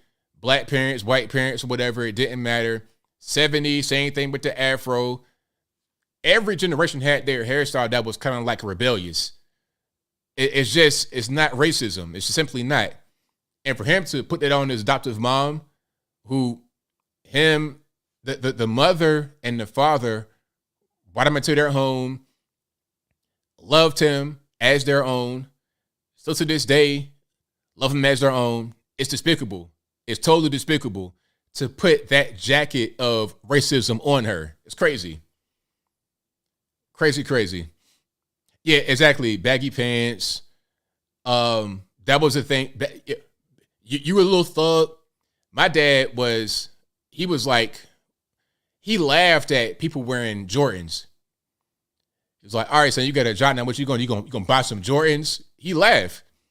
If I came to the family function with a pair of Jordans on, I was getting laughed at. Is that racism? Will my black parents do something like that? It's just crazy. But, he's putting it right now in the comic book to appeal to the children. This is how a lot of kids are going to kind of get indoctrinated. And let me just go forward here. A lot of biracial people, not all the time, but sometimes they feel like they don't really belong in either the white side or the black side. They have it's like being a man without a country. So what they do is they grow up to become pro-blackity black to overcompensate. But my message is just be yourself. Be unique, because it's a bunch of other people, but it's only one of you. So be yourself, be unique. That's just kind of how that goes. But if you like what you're hearing so far, please give the video a thumbs up. Like the video, share the video, do all that good stuff. Denisha says, hey, leave the Jerry curl back in the 80s, huh? I'll talk about that. Hey, I remember the Jerry curl. All this dry, curly, crunchy, oodles and noodles, top ramen in your hair. I remember that back in the 80s. I was a little boy in the 80s, but I saw some curls when I was a little kid. I remember all that stuff. Yeah, but you might like Jordans. But when I was a kid, when I was like high school, college, I would get laughed at for wearing Jordans at a family function on my dad's side. Real talk. Like that wasn't. But anyway, I'll move forward. And do I have more? I have more, but I don't have time to cover it. I have the LGBT road flag. Hold on. I'm gonna show one more video and then I'm done. Okay, it's real short. Check it out. It's real short. Watch this. And now there's even more video. The latest incident shows a group vandalizing the mural with their bikes. One guy appears to stop and record the damage he caused too. And now So these guys are riding their bicycles, not motorcycles, motorbikes, dirt bikes, electric bikes, regular pedal bicycles, Walmart mountain bikes, beach cruisers, like regular, little kid going to the store bikes. They're riding their bikes on this gigantic LGBTQ elemental P X, Y, and Z ABC 1, 2, 3 flag. Okay. And they're leaving little skid marks on it. This made it to the news, and they're trying to say that they are vandalizing the flag. It's like newsflash. If the flag wasn't on the ground, on the street, where cars drive, where bikes bike, maybe there wouldn't be tire marks on the flag. Because you know what? Tires go where? Where do tires belong? Do tires belong on the sidewalk? Do they belong in the grass? Do they belong in the sky? Ain't no Jetsons going on. The tires belong right there on the ground, right there on the road. So, of course, you're going to have skid marks and stuff on it. Okay, I go out there and I do donuts, burnouts, like the Get Your Roll On video from Lil Wayne and the Hot Boys. I'll be on there doing stunt. I'll be out there with a Dodge Charger, revving it to the max on that thing. Am I going to jail for that? Is that illegal to burn rubber? Is that illegal to do that? To leave skid marks on the ground where a tire is supposed to go anyway? Man, I'll be out there with a classic car, a classic car, recondition and burn all the rubber. I burn my tires down to the wheel, but I digress.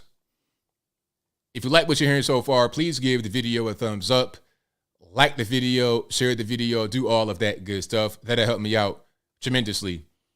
All right, we got quite a few things going on. Somebody says, what flag? Exactly, what flag? Thank you to Nick Corio for the super chat, who says, hello, my dear friend with the dear mo. Thank you for that. Thank you to Podcast MIT, who says, I got a good Rachel Uchel story for you. Thank you to Devin who says, can we get an hour every year and not lose one? No. I mean, technically you could, but that's not really how it works. Thank you to Mar 15 who says, George Floyd didn't do nothing. Stay awake, brother. Thank you to Liberty Dude who says, we should return to regular time permanently. Daylight saving time should end. I agree. Thank you to Alien Spaceship who says, exactly the circadian rhythm being disrupted, which has to do with sleep, is not good for your body at all. It is not. Thank you to Dress the Coral Manager who says, just give me your number already, ABL. I could chat for hours too. We need more black conservatives. Thank you for that. I appreciate you. Thank you to Steve Travago who says, I know they also voted in Michelle Obama. She beat Trump in this environment. Exactly. That's their ace in the hole for real, is Michelle Obama. They put her out there. That'd be like Oprah for real. Stacey Abrams is a poor man's Michelle Obama. Stacey Abrams can never, because what people don't understand about Stacey Abrams on the left is that her being out of shape like that is just going to be a big turnoff for most people. You know, all they going to see is unhealthy. You're going to croak. I mean, with Joe Biden, it was a little bit different. But with her, it just ain't going to work. Even with Joe Biden, he looked like he is weekend at Bernie's, but he still physically appears to be in shape. Mentally, a different story. But you know, normies don't look at that. They look at how you look. Okay, you look like you about regular size. You're not super fat and crazy. All right. You might be a few trees short of a forest. Your brain might not all the way be working properly, but you don't look like you are having a problem. Now, with John Fetterman, they didn't really care. They didn't even really know who that guy was because it wasn't a big race like a president. But anyway, I digress. Thank you to Alien Spaceship who says, if I were y'all, I would feel the same. But ABL is pointing out how the media has turned people on Trump. ABL is condemning the media, in my opinion. I'm condemning the people I'm not condemning anybody, really. I'm just pointing out the fact that people are going to feel how they feel. And you can't really escape that. There's no point in denying the reality which we see. You can see what's going on with people, how they feel about Trump and anyone else that's running. I know how normies are, and I have to think like them in order to make an accurate determination about what's going to happen. If I refuse to believe that, if I refuse to see it, then I'm not being honest, and I'm an honest person. I'm not a liar. Thank you to Kelly K for becoming an ABL supporter. Thank you to No White Guilt who says they say DEI, but they mean DIE, diversity, inclusion, equity. Thank you to Round To It for the crying emoji. All right, I don't know what that's about, boss, but thank you anyway. Thank you to Matthew who says SVB had trouble because they bought so many treasuries at a low interest rate. They also held MBS. It was run on the bank due to their balance sheet.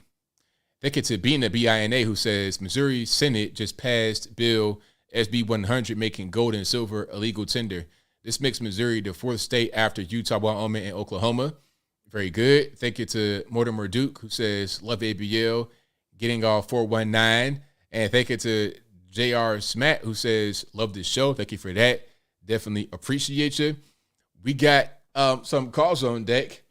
Of course, the number to call is 434-658-1220. Again, 434-658-1220. There's also a number to call in through Skype. If it doesn't work properly, I know who to blame, but don't blame me because it ain't my fault. Blame the white man. Y'all know what's going on with that. Let's go ahead and get into it here. The number to call again, 434-658-1220. And let's get rocking and rolling. Let me get my sound together first. Y'all hang tight on that. And we're going to keep moving. All right, there it is. All right, Matt, what's happening? Yeah, Anthony, what's happening, man? It's all good. Can't complain. Dude, that Tiger Woods should have got help from those Martha Vineyard people. They had unwanted house guests, and they were able to get rid of them pretty quick. Got rid of a lot of them, actually. Tiger didn't even get rid of one. Very, very good point. Also, I think cornrows are European, by the way. Oh, are they? Yep. BC, like thousands of years BC, they European statues with cornrows. And actually, at the time when the lighter skin or the Caucasus people wore cornrows, the Africans preferred to shave their heads. So I'm pretty sure it's African. Yeah, the problem with, so I've been getting to the bottom of the Silicon Valley Bank, and basically the yield curve inversion was what ended up happening to them. So they ended up buying a bunch of bonds at long-term rates. So they have to wait for those to reach maturity. So selling those is very difficult to do right now because who's gonna buy a long-term mature bond when they can buy a shorter-term bond at a higher interest rate? So they were doomed when things were booming. So they bought all that stuff during the pandemic when all that money was going into their bank, and when times are good. So that's when they made the mistakes, not now. So I don't think it also people selling or running on that bank is insider trading, because the bank has a balance sheet. The bank was, from what I understand, they were actively trying to raise money by selling their own stocks, and cashing in on things. They just couldn't do it. And what's going to end up happening is the Fed, I think, is going to end up buying all these treasuries up. So all of these, in the same way that you had like mortgage-backed securities at the Fed, had a lot of, they're really going to start buying up the treasuries in order to basically make it so the government is self-funding itself. Does that make sense? Yeah, it does. The issue with the interest rates is, and I think interest rates are probably going to stay high, but the Fed is still going to pivot, because right now the Fed is selling their mortgages and selling their treasuries. And they're doing that at the same time as they're raising interest rates. And they're basically cooking the books on the employment numbers as well. But what they're going to do is they're going to do a pivot where the interest rates stay high, and they're probably going to just buy treasuries on the open market to bolster the economy. So people who think that hey, I'm in a house, for example, I've got a low interest rate, what am I going to do? Am I going to rent or whatever? Yeah, you're probably going to rent. It's going to be a rush to the exit for people to sell their house, because they're going to say, I'm going to sell my house and I'm going to take the capital gains hit. Rents, even here in Seattle, are half what a mortgage would cost. So, and the rents are going down. And on top of that, there's going to be a surplus of rentals, because people that don't rush to sell their house are going to rush to rent it out, because they're going to try to turn it into a revenue generating property. So renting is the way to go. Getting gold and silver is the way to go. And again, I called the Bitcoin crash. I think it's probably your only hope is gold and silver. Any questions about any of that at all? Now, but how much would it be worth, meaning gold and silver? Like, how would you be able to use that in a real way? Well, so I'll give you an example. Like I own a company, and I was a long time in between invoices. I literally took a silver bar and went to the pawn shop, and they gave me cash for it. And they'll give you more cash if you pawn it instead of just selling it. So, and you get spot for when you sell it. And when you buy it, you have to pay spot plus a premium. And what's really interesting, particularly about silver right now, is that the premiums are sky high. Like some premiums are like $5 and change, but the price is extremely low, and the availability is not very available, because I think the price on silver is completely made up. But it's cash immediately when you need it. Your bank will give you cash for it. Some banks will do that. But every pawn shop and every coin shop will basically deal cash. So it's kind of better than Bitcoin, because there's so many places that'll take it and give you money. Right. Okay. That makes sense. Yeah, but good luck trying to buy it. It really does take a long time. So get physical. I would stay away from stocks like silver and gold stocks, because basically silver and gold stocks are you're buying oil is what you're doing, because there's a lot of machinery and everything like that it takes to mine stuff out of the ground. So you're basically buying oil because that's what it takes to get it, and then so it depends on the price and availability of oil and what the price is going to be later on down the road. So it's speculative from two fronts. Gotcha. That makes sense. Yeah. All right. Be good, man. Thank you for the call. Appreciate you. Yep. Bye-bye. All right. Great call from Matt. And we got quite a few more calls on the line. The number to call, 434-658-1220. Again, 434-658-1220. 918, you're on the line. What's speaking to? Hey, what's up, baby? Yo, it's JB Scott from Oklahoma. How you doing, buddy? It's all good, man. What's happening? Hey, not a lot, man. Man, a lot of good topics tonight. Man, I could talk about these topics for hours. But I want to keep it down to one, which is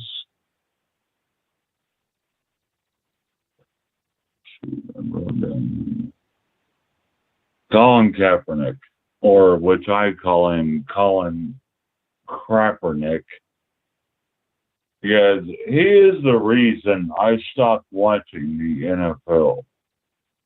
With his whole BLM stuff and his whole like anti-police stuff and kneeling at the national anthem, I just couldn't watch the NFL anymore. I mean, I love it. I love my Vikings, and even though they always choke in the freaking playoffs.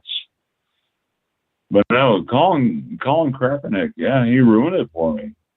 He ruined it for me, and he probably ruined it for millions of other people, too.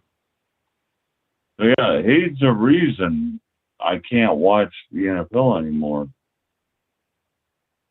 And the way that he blamed his parents, the ones that adopted him and took him in at a young child, and that's disgusting. Who do you think you are? You know, these two people took care of you and raised you. And it's sickening. I can't stand the guy anymore. No, you're never going back in the NFL. Just, go away. Go. I'm just telling, that's my message to Colin Kaepernick. Just go away. Yeah. I mean, my God, you had everything that you could ask for living as an American. And, just go away. Like, nobody wants you anymore. Right on. Yeah. But, I was going to say one more thing about Colin Kaepernick. That damn comic book. I'm sorry about my language. That darn comic book where he was complaining about getting cornrows. Man, in the 80s, I wanted a mohawk so bad because I was a big fan of the Mad Max movies, and I wanted a mohawk. And my parents were like, heck no, you're not getting a mohawk. They're like, no, you look like an idiot. I'm like, all right, whatever. And they were like, no, you're not getting a mohawk. So, there was nothing racist about that. I had two white parents, and I'm a white dude. So, exactly. Yeah. But anyway, I'll leave it at that, man. Leave me alone.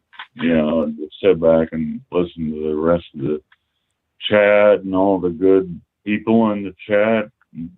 Yeah, love you, dude. Thank you for the call, man. Appreciate you. All right, later, dude. Yeah, parents, you can't just do whatever you want to do. That's what it is. It's not a racism thing. It's just parents being parents. It's always been like that, always going to be like that. That's just, it ain't never really going to change. It's just regular. But you guys are the best audience anywhere on these internets. If you like what you're hearing so far, please give the video a thumbs up. Like the video, share the video, do all that good stuff. That'll help me out tremendously. 678, you're on the line. Who am I speaking to? Hey, ABL. This is Tiffany. How are you? I'm well. About yourself? I'm good.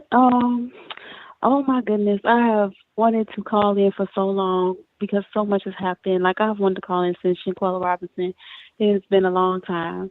But I would like to talk about Scott Adams. I know that's a couple of shows ago, but I wanted to talk about that in Black Lives Matter a little bit, because what he said was, number one, very punkish, and number two, it was racist, and I agree with your take on it. And I don't like the fact that he said helping the Black community. And I don't like the fact that he said white people need to get away from Black people, and he generalized all Black people. And I don't like the fact that he brought up Black people beating up white people in these videos, which I don't condone. But my point is, if you think that Black people are a hate group and you're going to generalize us, or even if you aren't generalizing us and you're talking about a specific group of Black people, you have to understand that Black people have been in this country seeing their brothers and sisters, fathers and mothers and children beat, raped, genitalia cut off for decades during slavery. And then during Jim Crow, hose down, spit in their face. And we were still trying to get in their schools. We were still trying to drink at their same drinking fountains. We didn't go and say, well, some of us did, Black Panthers or whatnot, but we didn't go and say, we need to get far away from white people. We fought for our rights, and we fought for our freedom. So for you to say white people need to just get as far away from Black people, that's a punk move. Because if you realize Black people have been in this country for hundreds of years with hate groups hating them, raping them, and killing them, and we still stayed in this country, and we fought for our rights, and we fought to be here and be respected. And we're still fighting for that to a certain degree today, because even though I'm a Christian and a conservative, I do understand that there is racism in this country, but I understand the difference between fake racism and real racism. And I also understand classism. So for him to say that was really stupid and divisive, because white people shouldn't try to run away from Black people. They need to stand and fight just like Black people stand and fight. And so if Black Lives Matter is a hate group, then they have every right to fight that hate group. And if saying being white is okay is a way to fight it, then do what you need to do. Just like Black people was like, I'm Black and I'm proud. So stop saying stuff to divide people because you're a punk and you can't handle the fact that there's a hate group in this country that doesn't like white people. Deal with it, because this is America. There's plenty of groups in this country that don't like other groups of people. But that doesn't mean, and you know what? They have free speech. If you don't like it, then you say something against it and you fight against it, because you have that right too. But don't be mad at us and say, oh, white people need to get far away from us. And first of all, don't say, oh, I help Black community. I hate when people say that because they hired a Black person. This is what I want to say about Black Lives Matter too, because this is what Black people did. We did this to ourselves. And Black Lives Matter did this, talking about love us, y'all don't include us, DEI, all this mess. You gave Black Lives Matter gave racist white people a bone, because now with all this DEI stuff, you gave racist white people a reason to hire you and do it in a malicious way so they can check off a box on their list. When a white person hires a Black person, you are not helping the Black community. You are not helping that Black person. When you hire an employee, that is a business transaction. Bring skill set to your company to do specific tasks, and in return for them performing those specific tasks, you are paying or compensating them monetarily or in other ways. But it is a transaction. You are not doing them a favor. And Jason Whitlock said it best when he said, these people hire you and they think you're doing a favor. So all this DEI was a way for them to check off boxes. And you got these, I'm not saying all white people are racist, but you got racist white people out here hiring black people to check off their DEI. And they really don't want them there. They don't train on the job. A long time ago about corporate America, I work in corporate America, and I've worked in corporate America for almost 2 decades. Corporate America is extremely racist. And corporate America is already a flawed machine, so that's just a symptom of an already flawed machine. I can give you multiple examples, but I'm going to give you 2. I'm going to give you a racist example, and I'm going to give you an anti-racist example. The racist example happened in my 20s when a white man told me, because I made a mistake on something, a simple mistake, didn't cost the company thousands of dollars, just a simple clerical error. And he told me, don't think you can get away with messing stuff up because you're a pretty black girl. That's racist. Now let me give you the anti-racist example. 2020, I'm hired onto this company. They don't have enough work for me, so my manager lends me out to another team. So the regional vice president is heading this team. I'm doing basic administrative work. I'm working on Excel sheets because I'm only being brought on to do administrative help. So this white woman sends a letter to the CEO of the company. She sends him an email, and she says, Tiffany did an excellent job on this project. She's bright, and she's keeping up with everybody on the team, and blah, blah, blah, blah, blah. I don't need you to write a letter to the CEO of the company because I know how to formulate an Excel worksheet, because I know how to enter data and formulas into an Excel worksheet. That's all I did. I didn't do anything special or significant on that project. I didn't do anything more than anybody else on that team. But because I'm black and you think you need to lift me up and pump me up and support me and be my ally, you want to write a letter to the CEO of the company talking about I'm bright. You write a letter about me to the CEO of the company when I bring on $1 million client. You write a letter about me to the CEO of the company when I invent a new way that saves the company billions of dollars or even thousands of dollars. Not when I know how to form a decent sentence or I know how to put a formula in a darn Excel sheet. That's the kind of foolishness that Black Lives Matter has brought on to black people, because you got these stupid racist white folk, not all white folk, I'm talking about the racist ones, but you got thinking they doing black people a favor by hiring them on and bringing them into their companies. And some of them don't even want us here. And the ones that act like they want us here, they got to walk around saying, you're so smart.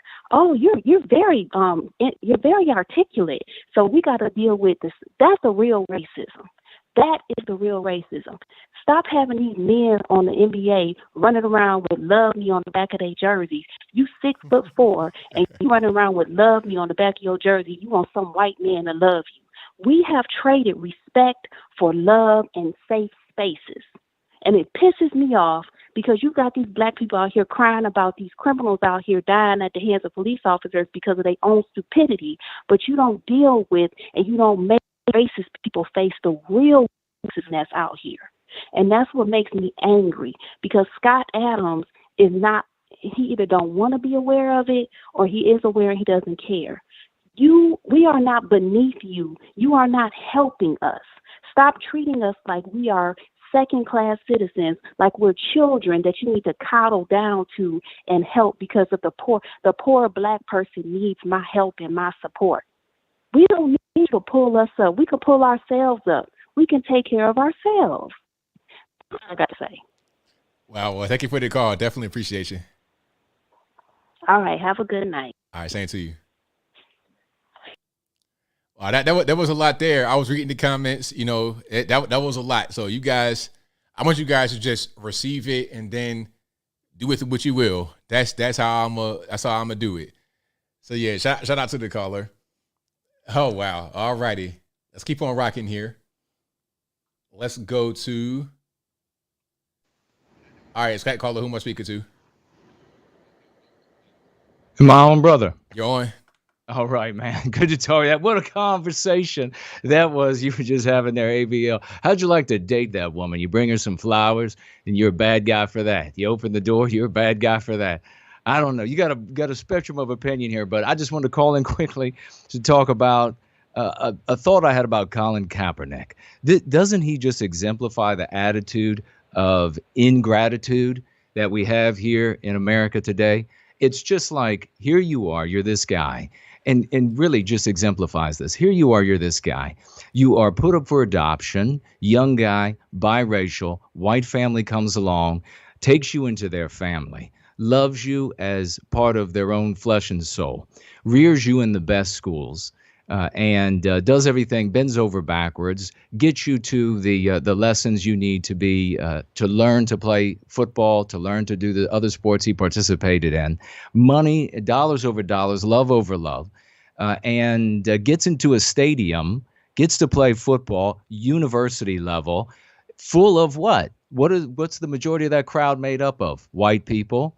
Their dollars going out, they're celebrating him on their feet, jumping up and down for this guy, goes on to the NFL, makes millions upon millions of dollars. Where most of those dollars come from? White people.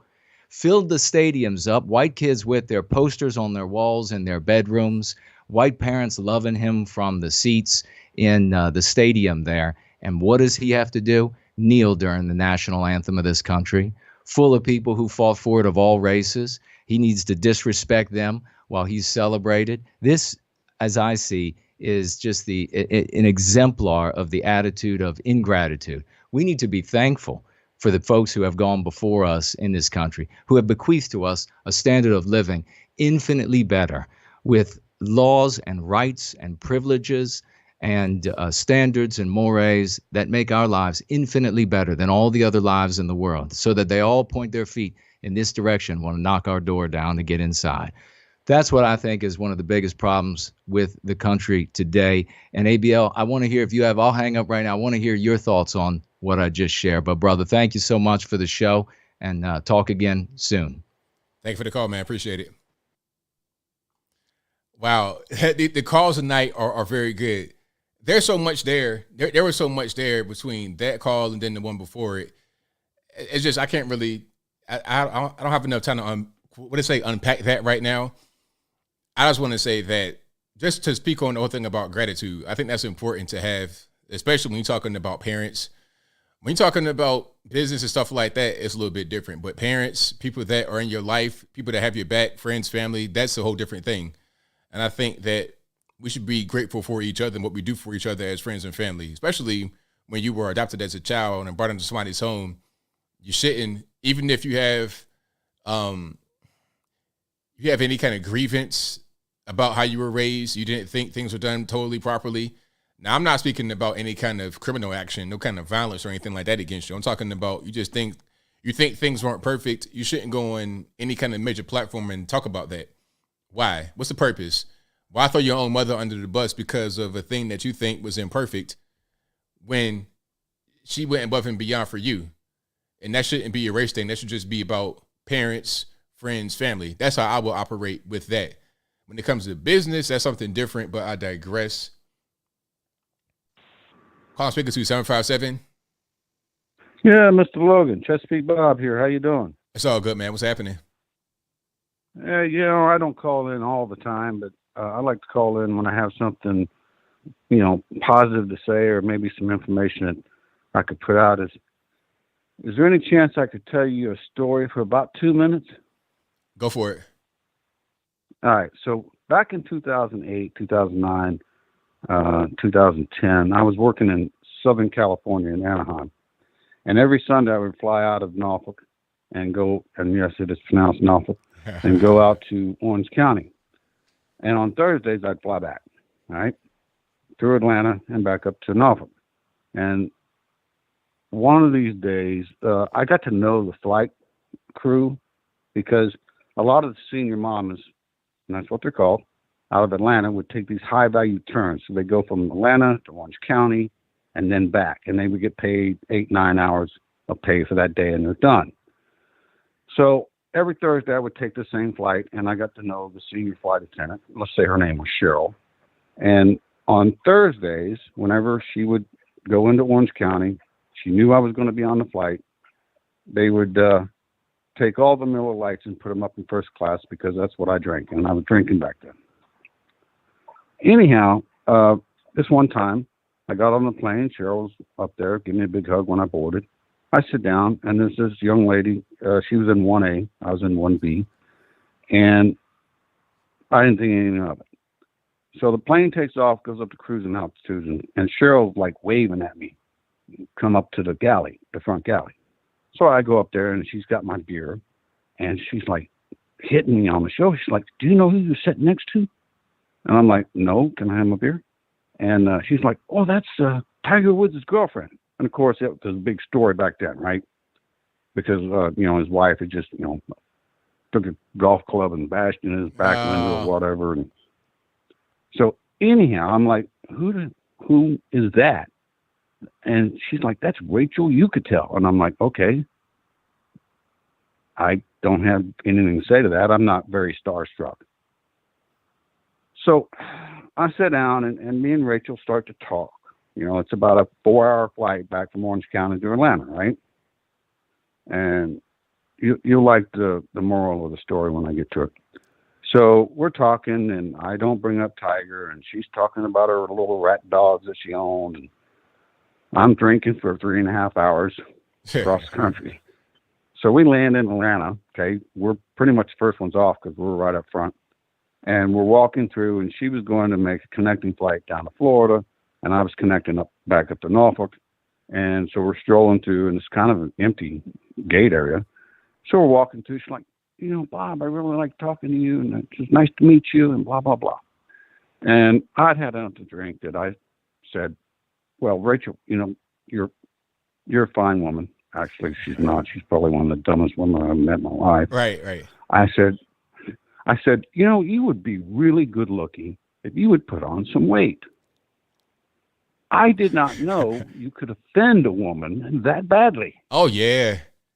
Oh my God. She looked at me and said, "Bob, how can you say that?" And I was just like, "Well, I'm just, you got sticks for legs." So she goes down the escalator over to the left. I go down the escalator to the right. I come home and I tell my wife this story, and she just busts out laughing. So now I still talk to Cheryl, that flight attendant. And every time I talk to Cheryl, I'm like, "Hey, what'd you think of Rachel?"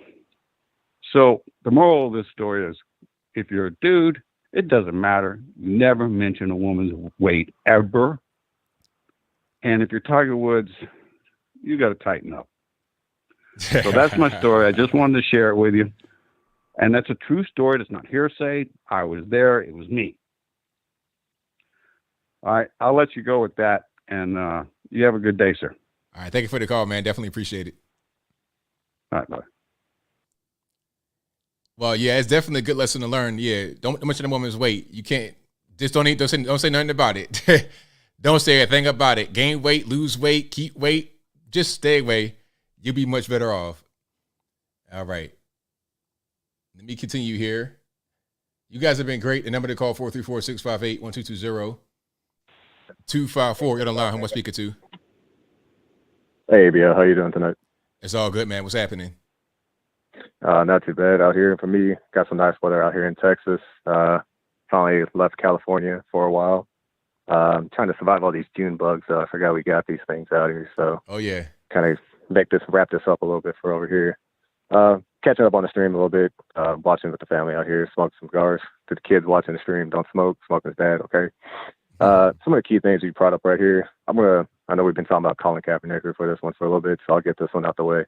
Only in Western societies can we sit over here in the United States where people sit there and complain about racism, and in a privileged and a more less oppressed country, then you can actually sit there and realize that. Being military, I've traveled the world and seen different areas around the world too. I've talked about it a few times on the stream. But when you go to these other countries, you want to talk about racism and see how racism really plays in the other world. It's pretty crazy out there. I think Korea is probably one of my favorite countries I've witnessed this at. They hate themselves. They hate themselves more than they hate other people out there in that country, in Korea. But it's pretty intense out there. But I've seen this in countries such as India. I've seen this in Oman. I've seen this especially in Bahrain too. I can see this out there. You see the diversities and different changes of other people and how they treat other people out there too. So for him to get upset over here in a first world country in a very privileged lifestyle, bro, I don't even know what to say to you about that one. Also too, for the whole LGBTQ elemental P flag that kind of got ran over though there in Florida. First off, I'm kind of more confused about that taking place in Florida. But for that to take place right there, what upsets me the most about this is we could sit over here and watch Americans burn and stomp on the American flag. But you sit over there and mess with a, trans rights flag, or you go against these small, very minute minority groups that exist in the country over here, and you desecrate a flag or a moral of that takes precedence, that takes a higher standard. I'm sorry, but there are people, as the, radio voice caller guy called in earlier, there are people who sat over here and fought tear and blood for this American flag, and they protected the soil on that, as well as people have died within this nation for the American flag on that too. This country stands for a lot of things for that flag right there. And to sit there and, compare it on the contrast of that or put that at a higher standard, that's just disgraceful at my end. As I sit over there, we see that this flag stands for a lot of things. And there's so many people come to our country just because of that flag, just to be a part of that flag. I've had friends, like I've called in on your stream before, talk about how they've struggled getting into the United States and how more successful they've been because they wanted to come to this country because they understand what that flag for. Again, goes back to what I said. A lot of people who live in this country have never gone outside this sandbox that they live in over here and never seen what really takes place around the world. So to be upset about these people sitting over to Demorland, destroying that flag, LGBT flag thing, I have no sympathy. I have no care for that. I think a lot of people in the United States right now, even normies, are starting to wake up to get a little bit upset about what's taking place with the agendas and stuff being propagated and pushed with that. But hop off that tangent right there because I know you got callers and stuff too. Last one I want to leave it on is we're talking about this whole SVB collapse. I called in and talked to you about that before too when we had the whole FTX situation and the crash that took place right there. One thing that I look at that takes place on this is why they, what's going to be a pain about this is federal government taking in and taking those treasuries assets right there too, and that's just a way for them to take profit and money off of that. It's going to collapse all that people, what the grand scheme of this all is sit there and have a control of the American populace through a centralized government on that or centralized banking on that, which we already do anyways, but it's to keep people control on that. JP Morgan best said this was like in the, I think it's the Baker's Manifest. Don't quote me on the year. I don't remember off the top of my head, but you allow me to. And he says there and talks about capital must be protected in every possible way, both in the combination of legislation, debts must be collected, mortgages must be foreclosed as rapidly as possible. When through the process of law, the common people lose their homes, and it would be much more docile and be easily governed through a strong arm of government and applied by a central power of wealth under a leading financiers. These truths would be well known among our principal men who are now engaged in forming imperialism and governed by the world. By dividing the voter through the political party system, we can get them to expand their energies in fighting for questions of no importance. And thus, by discrete action, we can secure ourselves that which been so well planned and so well successfully accomplished. Essentially what people want to do, and this ties back into which I've mentioned before about central banking system, is sit there and have a control unified of one current banking, one current system on that. And having this digital currency that everybody wants to push forward, like what they have in China, and sit over there and have this controlling of a bank system right there. We could sit there and monitor what people do. We can control their actions. We've seen this happen with the Tate brothers. We've seen this happen with Kanye, that even if people at a higher level can sit there and lose their assets and get their money held from being able to get transactions or being able to be underused, or even better, what American companies did over here to the citizens of Russia to prevent them to be able to utilize their money. What do you think is going to happen to the normal citizens over here within the United States? To be able to sit there and monitor your banking, to have this digital currency and control, that's what I think, honestly, this is going to boil down to on that. So this is just the start of this.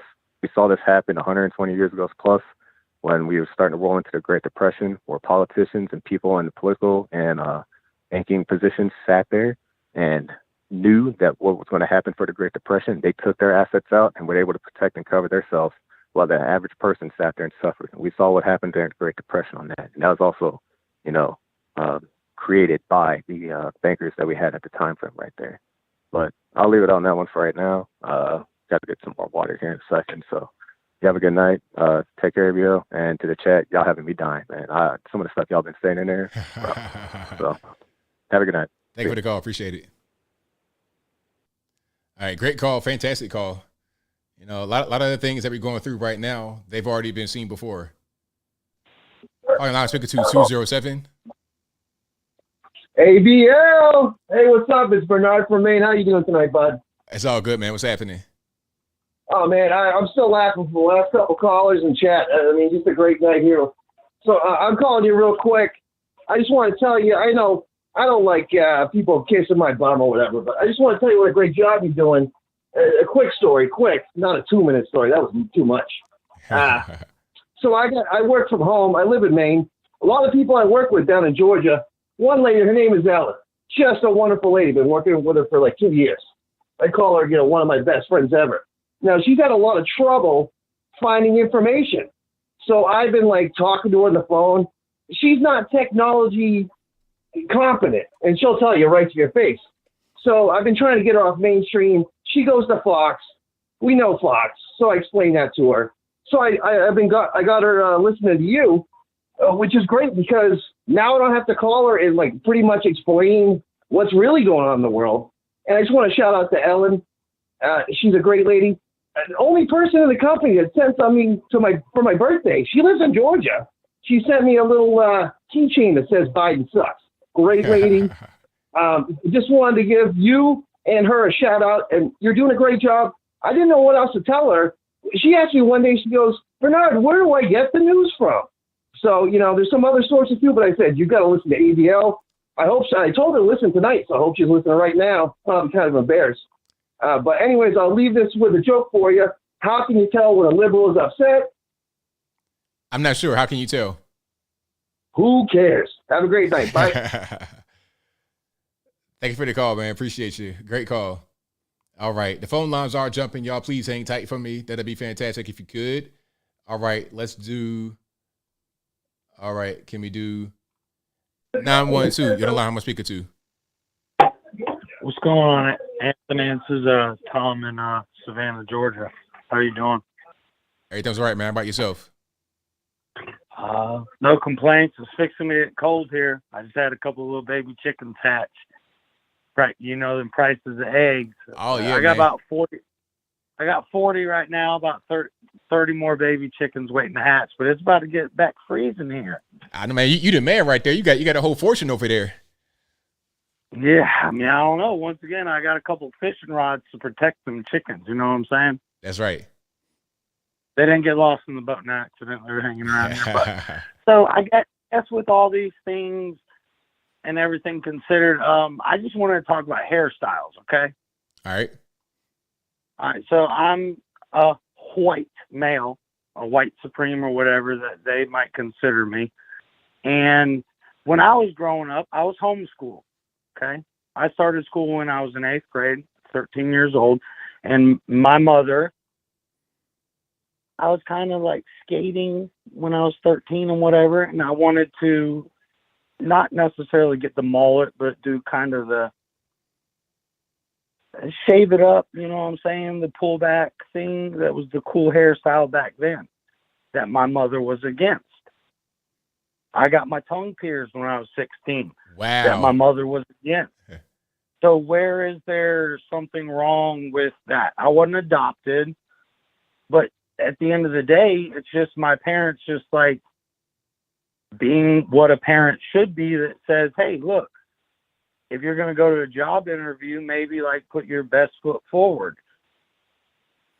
Right, of course. I mean, that's what any parent, doesn't matter their race, all over the world, not just the U.S., but all over the world. That's how parents are. That's what they should do. So to equate that to racism is ridiculous on behalf of Colin Kaepernick. Hey, so one other like quick little slant off of it. I mean, it's hairstyles, but I think a lot of these, I don't know, terms, they've manipulated this stuff to the 10th degree. But DeSantis, with his video in Florida, coming out with the gender queer book and stuff like that, and then the news media is coming out and like, well, it's too graphic to show it on the news, but here, your little like 7-year-old can go bring this book home from the library. It's like, come on, man. It's ridiculous. I mean, you have more standards on television, which we know you got all kind of garbage on there. You have more standards on television than you do in the actual school. So obviously there is a problem. Well, but once again, it's like I was homeschooled, so I wasn't raised and indoctrinated in the sense, and it's crazy to think that they really control us as much as they do, even with the people that are here, what you know, what I know. like I'm still learning about even dietary stuff. You know what I'm saying? I'm working more to do homegrown, vegetables. I got my little Satsuma orange tree, you know what I'm saying? Little cutie orange tree, tangerines. And it's important because they control looking over there in Ohio where the train derails and what poison goes into the ground and the water, and it's crazy. But right on, man. Well, I thank you for your call. Definitely appreciate you. All right, it's been a bunch of great callers and an interesting little rodeo roundabout of people. Like you listen a lot. I like hearing what you have to say because you're very informed, and you're what I would consider like the quote unquote news. So thank you very much. You have a great night, ABL. Thank you for the call, man. Appreciate you. All right, bye. All right, shout out to the caller. Great call. Let's keep on rocking here. All right. 801, you're on the line. 805, pardon me, you're on the line. I'm speaking to. Hi, my name's Ray. All righty, what's happening? Hi, I was just reading about the Biden's new tax plan for how to make our country sustainable by raising taxes. And I just don't like it in general, right? Like, some of the things in there, like raising the corporate tax rate, raising the capital gains tax rate, just not good policy, I think, because for one, there's already like an incentive to invest in like registered companies, U.S. companies, friendly foreign companies that are registered in our stock market. But by taking away these preferential rates for like the more friendly types of companies that aren't in like, China, other various places that aren't registered in our stock market, it's taking away the incentive to invest in companies that actually employ U.S. people or people friendly to our interests. And I think it's very damaging to our economy by removing the incentive to invest in friendly companies towards U.S. interests. And I think in the long run, it's going to damage our country by blurring the line between what we should be investing in and what we shouldn't be investing in. Right, exactly. And I think that people that are informed can see that clearly, but unfortunately, a lot of people aren't really informed, so they don't understand. They think that it's about sticking it to the man, making them pay his quote unquote fair share, but they don't understand the consequences of that action. They don't know how it's going to play out in reality versus what they imagine in their head or what they're told by these politicians. Yeah, and the politicians, like you look up any article that's out now about the Biden new tax plan, and it states there is a fairer share. I hate that word so much, fairer share, because it's really just doubling down on something that doesn't make sense in the first place. But really what it's doing is removing incentives to invest domestically and more favoring non-U.S. interests that frankly does not help our local situation. So, yep, that's it. Thanks for taking my call, and always watch your show. Thanks. Thanks for the call. Appreciate it. All right, great call. Shout out to him. Let's keep on rocking here. Thank y'all for being here. You guys are the best audience anywhere on these internets. 801, you're on the line. Who am I speaking to? Yo, what's up, ABL? This is Mecca. Can you hear me? I hear you well. Okay, cool. So I was just thinking about this whole thing, like, and I'm sorry if I go too spiritual on you. Sometimes I really do think this is like a spiritual battle that we're in. You know what I mean? And I was just thinking about it. So like, there's a couple of scriptures that came to mind. So we know who the master of destruction, the master deceiver is, right? It's Satan. Uh-huh. And if you look around us, you see all these kids, they think they're boys, they think they're girls, And not only is he's a great deceiver, but he's on the path of trying to destruct people's lives or destroy our lives, kill us, because that's what he brings, death. And on the other hand, you know what I mean, we got Jesus, who's life, who brings life. In fact, one of the scriptures says, Jesus in John 14:6, he says, I'm the way, the truth, and the life. No man comes to the Father but by me. So, like, if you look around, you know, and you see, and I'm not trying to go, like, too spiritual, but when you look at the political parties, there's one party that's trying to, you know, bring, like, this whole religion back. We're trying to revive religion back into our party. We're trying to teach, we're trying to preach, we're trying to bring life. Everything that we're all about is all about life. We're trying to be positive. We're trying to teach, you know, people to be healthier, which, you know, sustains their life a lot longer when they eat healthy foods. Whereas the other party, they're all about, you know, hey, it's okay to be fat and obese. And on that end, you know, of course, they'll end up dying. Another scripture that proves it is that when Jesus was on the mountain and Satan tried to kill him, you know, he told him, hey, just jump off, man. I know you're hungry. Jump off. Kill yourself. If you're the savior, you know, you'll be able to save yourself, right? And he refused to do it. He refused to do it because he knew Satan was trying to deceive him into, you know, playing his little games and stuff. And I mean, we could go on and on about all the different things that, you know, one party is all about bringing death, you know, the highest rate of suicide amongst kids because of this whole, you know, trans woke thing that's going on. But most of all, when you look at, like, I'm going to tie it in with Colin Kaepernick now. Like, the whole thing, one of the commandments that he's breaking, as we most of us know that read the Bible, is honor thy father and thy mother. It's the only commandment that says, basically, if you do this thing, you'll live longer. It says, honor thy father and thy mother, that thy days may be long upon the land which the Lord thy God has given. And it's the only commandment that basically says if you obey your parents, you'll live long.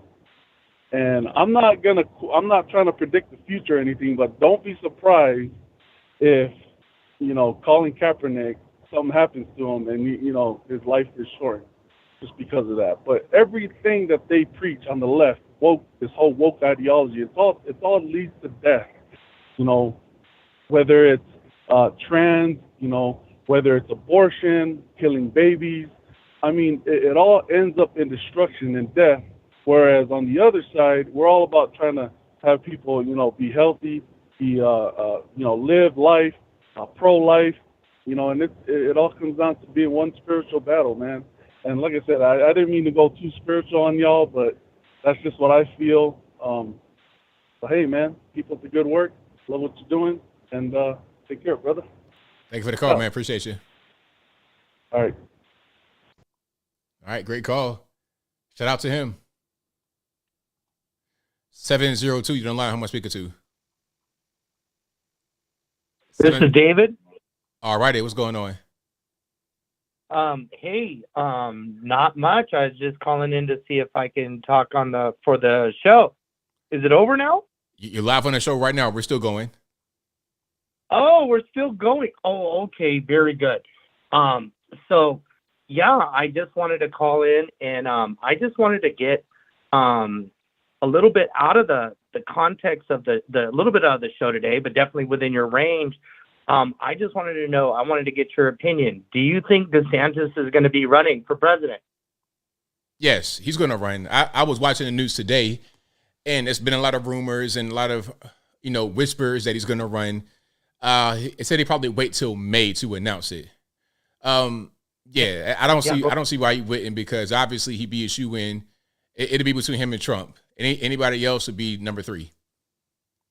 Yeah, so which, you know, leads me to the second question. I mean, is that going to be a good or a bad thing for our team kind of like taking it home? I mean, would it be better if we just knew just DeSantis was going to run solely, or if Trump was going to run solely? I mean, I think that you're going to need DeSantis. I think he'll get the nomination. That's going to be the key, who gets the nomination. Yes. Now. Yeah, now, you know, yeah, go ahead. Now, what Trump could do and I pray he doesn't do this. He could run third party and play the Ross Perot. I hope he doesn't do that because obviously he'll just sabotage the whole situation and make the Democrat win. And then you got to ask yourself, what is he doing? So I don't think he'll do that, but if he does do it, that'd be a problem. So I think I think it should be a fair battle between Trump and DeSantis to get the nomination and make the best man win.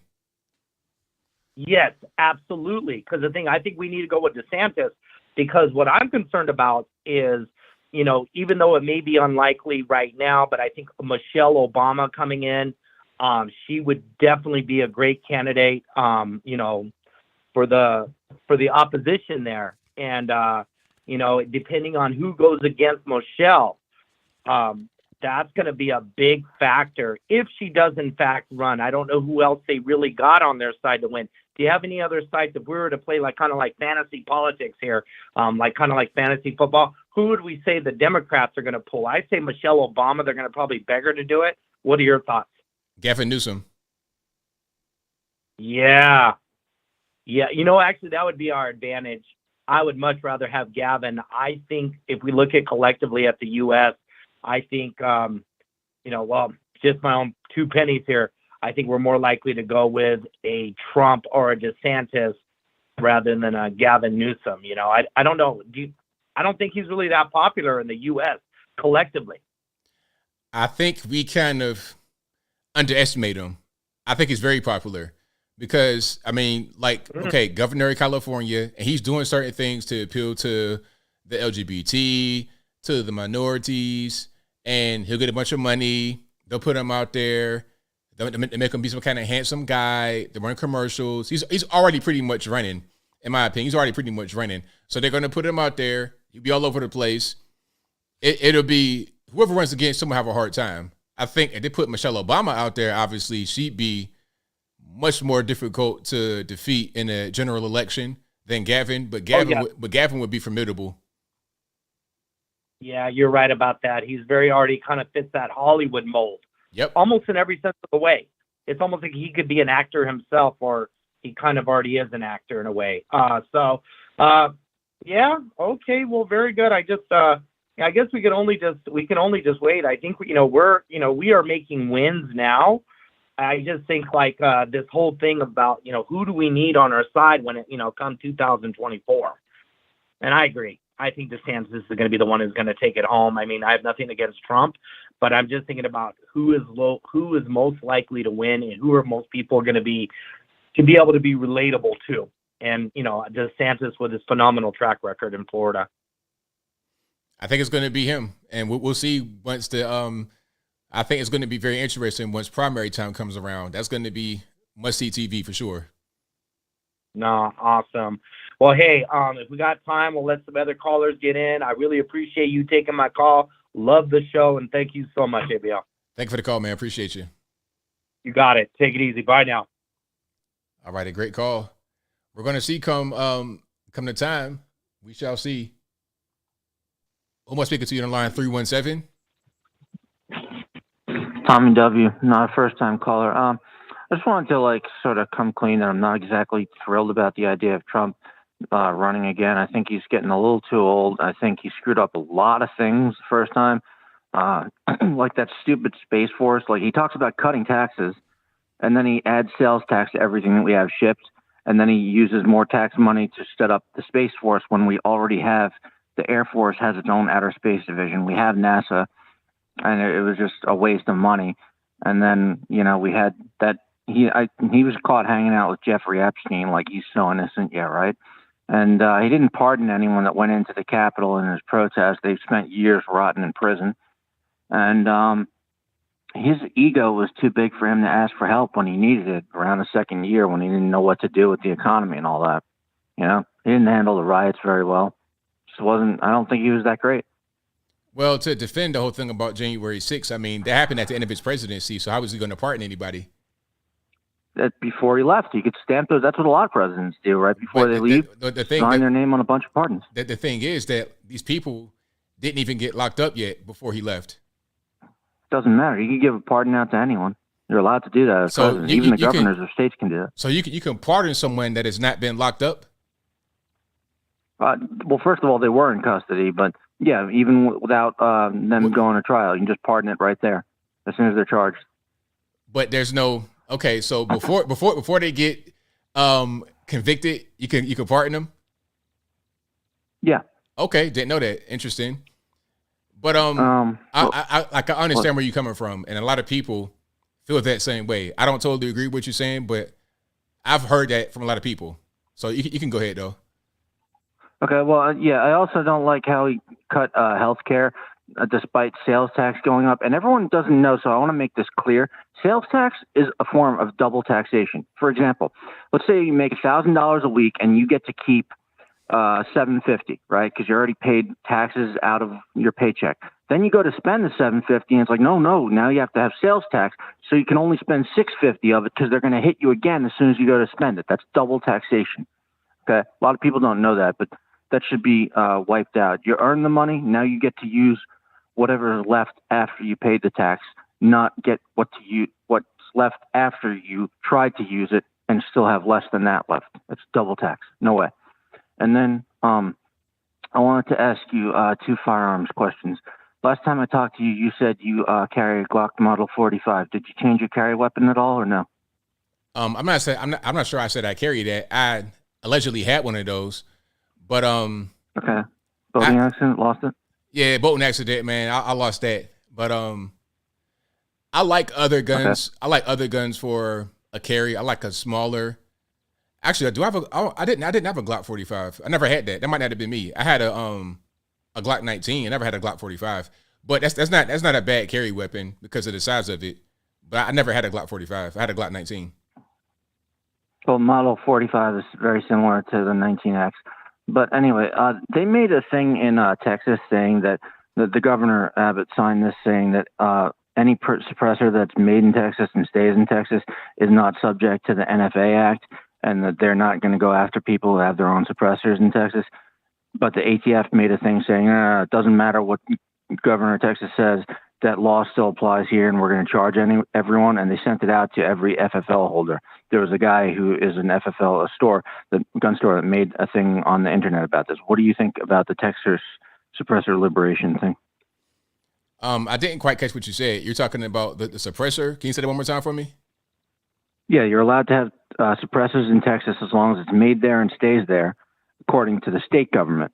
But the federal government still said, no, you're not allowed to do that. You have to pay the $200 stamp, register it, and all that, and we'll still arrest people. Yeah, I don't really understand. I don't understand the whole purpose of them trying to regulate that. The suppressors. It was the state government trying to liberate people of the federal regulations, but the federal government doesn't care. So far, there hasn't been a case of someone being, arrested for those in Texas. But do you think that they should have an NFA Act and have to register it, or you think it should be like, no, just buy it like any gun? That's what I'm saying. Like, I don't think that should even be a thing. You have to go through a process to register, get a tax stamp or whatever for a suppressor. That shouldn't really be a thing. I can understand if you had a fully automatic weapon or something like that. That's different than a suppressor.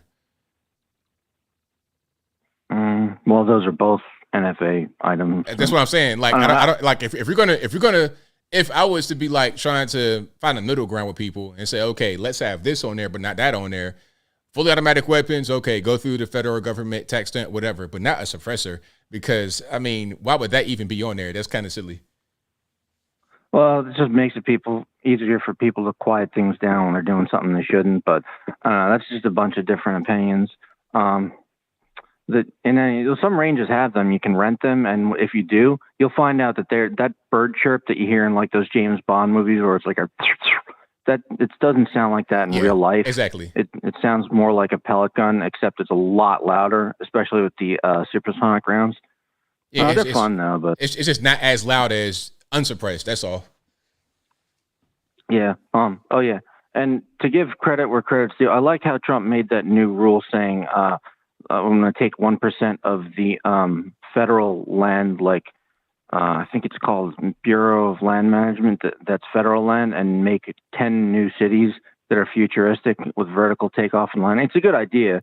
I just don't know if he'll get it done. He couldn't even get the wall done in 4 years, and then they took parts of it that were done down. So I don't know. I like the idea. It's a little bit, I think, far-fetched for him to shoot for, especially when he couldn't really get the economy completely stabilized after the riots and whatnot, and then Corona.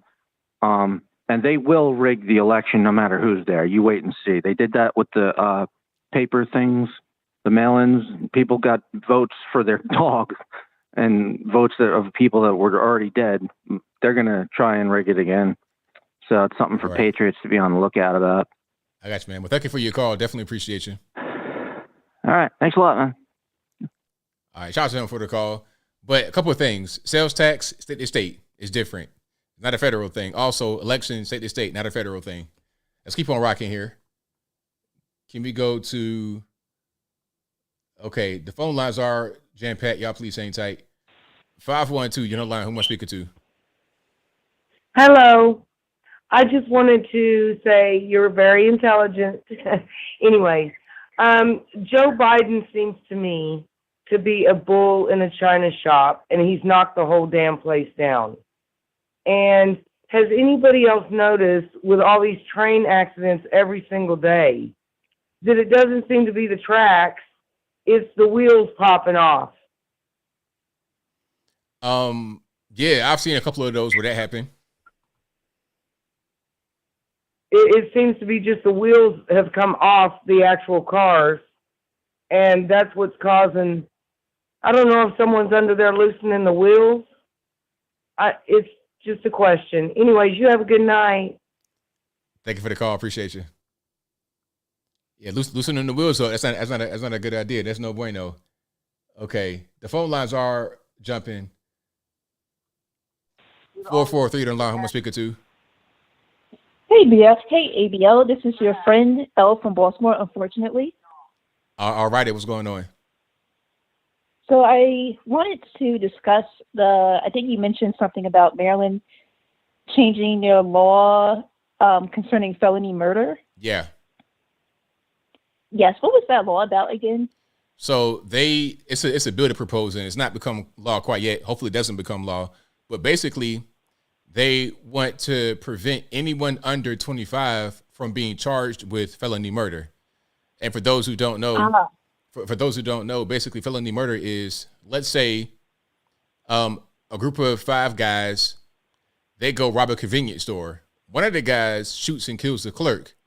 Now, felony murder says everyone gets charged with felony murder for that action because you were there, you were in the process of committing a felony, armed robbery, robbing the store, etc.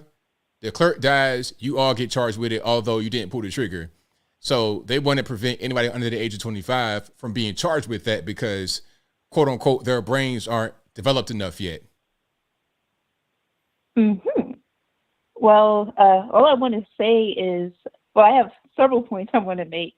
That's one of the worst potential laws that I've ever heard of. Maryland is a red flag state. So that's saying something. I believe that wrong is wrong and right is right.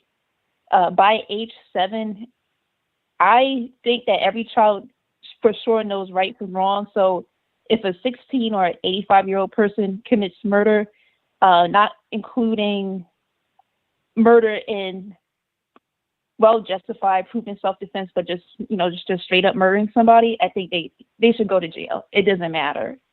And I also wanted to add in, because Maryland has some strict gun laws and very odd ones at best, the gun range only allows people 18 and under to shoot a long gun, but if they're over 18 or 18 and up, they're allowed to shoot a handgun, which doesn't make sense because the fundamentals of shooting doesn't change that much between, 2 different firearms.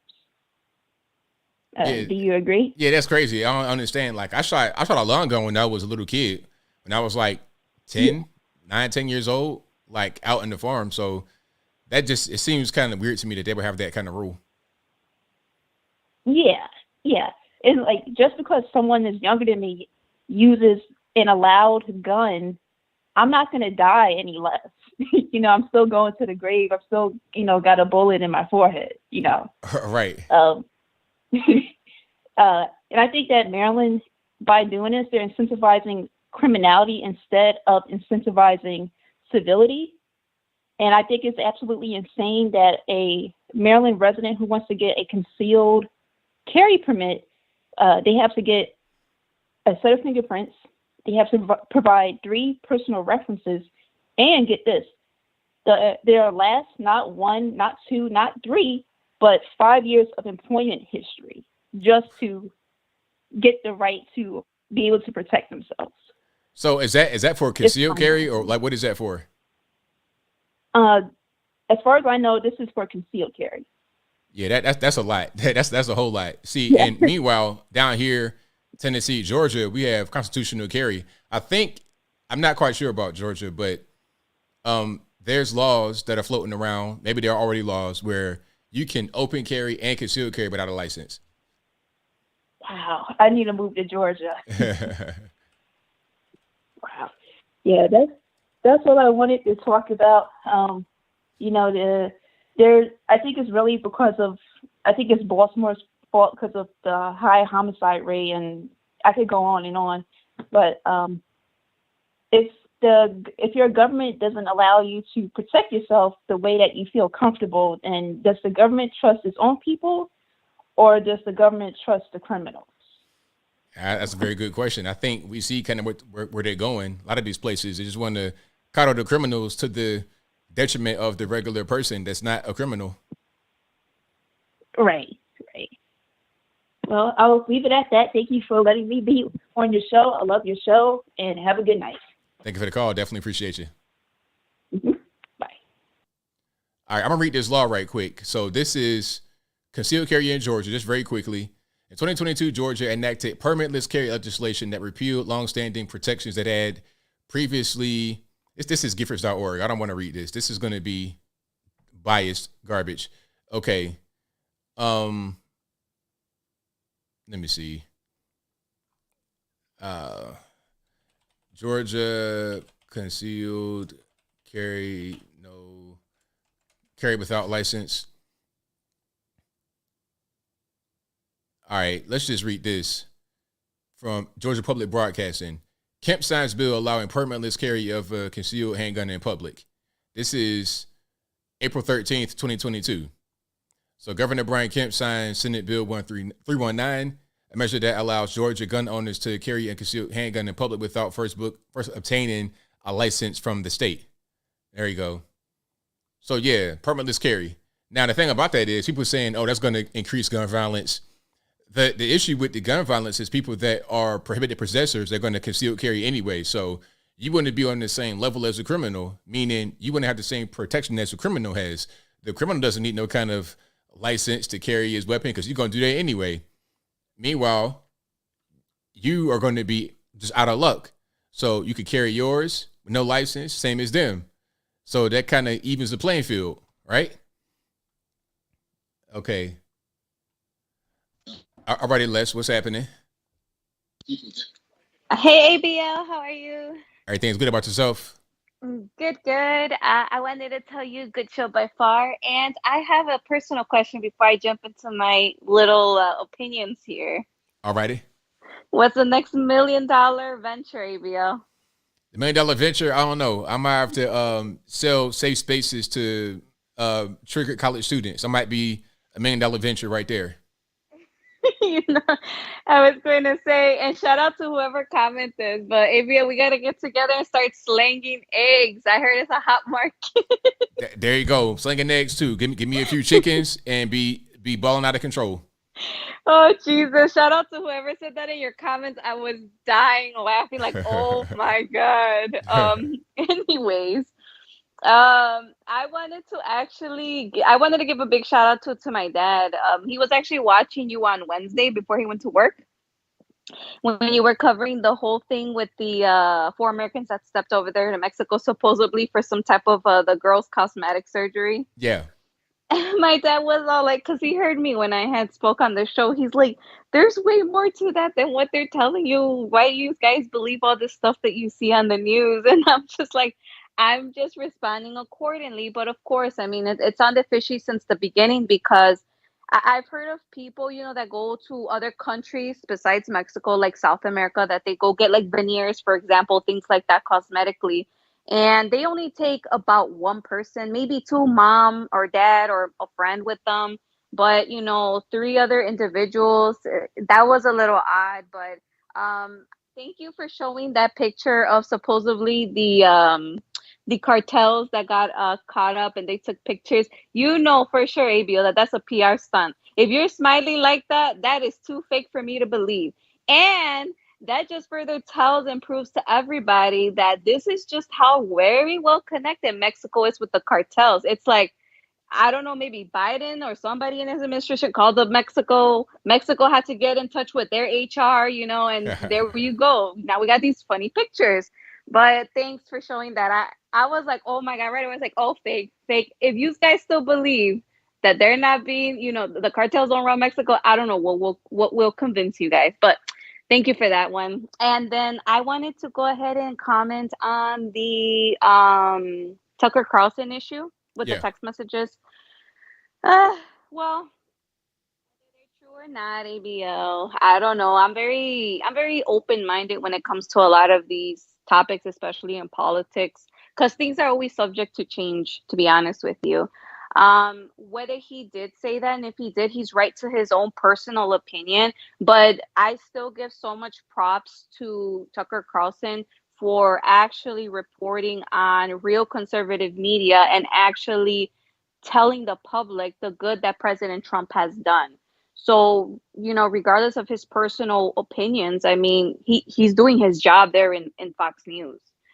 I don't know if you remember, ABL, but I did hear this, that I know that Sean Hannity, at first in the beginning too, he used to say a lot of things about President Trump. And then as soon as President Trump came into office, his whole demeanor of President Trump changed. I mean, same thing with him. He had the right to his own personal opinion, but he still gave the American public that was viewing that channel the raw truth of what we needed to know in regards to what was Trump's administration all about. So props to them, kudos to them.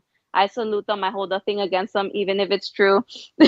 And one last thing, ABL, if DeSantis runs, okay, and if he stays in the long run to run for the finals, ABL, I'm just gonna sit here, and when you have your show, I'm gonna be like, ABL, you were right. Okay, congratulations. Let's move on. There you go. I hold nothing against you, because I've been saying this a lot. Like, no, I don't believe it. I don't believe it. But I'll give you that one, ABL, if it comes out true. But other than that, that's all I wanted to comment. I want to wish you a wonderful night, everybody in the chat. It is lit. They have me laughing from start to finish. And the little pictures want to say good night, actually. Good night, y'all. Bye, ABL. You take care. Bye-bye. All right, same to you. All righty, that will be a wrap for me. You guys have been a fantastic audience tonight. I got to go ahead and close up here. I'm hearing the rain start, and when the rain start, a lot of times the power might kind of get weird. So thank y'all again for being here. You guys are the best audience anywhere on these internets. If you enjoyed the show tonight, please give the video a thumbs up, like the video, share the video, do all that good stuff. If you're listening right now on your favorite audio streaming platform, please give me a 5-star rating, give me a review, do whatever you can on that platform. I'd appreciate you. We're available on Google Play, Spotify, Stitcher, Anchor, Apple iTunes, etc. Spotify. We're available on all those places. If you want to find us, if you're not there already, please go to your favorite audio streaming platform and search ABL Live. I should be able to pop right on up. Thank y'all for being here, for enjoying the show. Couldn't do it without you. Y'all know how I do. I'll be back live again on Wednesday, back putting out videos on Monday. As always, all righty. Let's go ahead and keep on rocking here. I got super chats to read right quick. Then I will wrap it on up, put the book on top. All right. Thank you to, where was I at? Thank you to Ineption. I know I'm butchering this. In fiction, who says, step burn U.S. flag, silence, ruin LGBTQ plus AL NMNOP flag. How dare you? Exactly. Thank you to J Incognito user, who says, also, I would like not to change current daylight savings time setting for attempts to modify the matrix is punishable by gender reassignment. Hilarious. Hilarious. All righty. Shout out to Bina for gifting 5 ABL memberships. Thank you for that. Thank you to Church's Kingsword who says, oh, you gifted 10. Shout out to you. Y'all, one up in each other. And thank you to Triage716 who says, I'm late to the show because I was watching the fire episode of Mandalorian season 3. Here's my penalty fee, boss. I appreciate you. And that will be a wrap for me. You guys are fantastic. Couldn't do it without you. And until next time, y'all be safe. I'm out. And peace.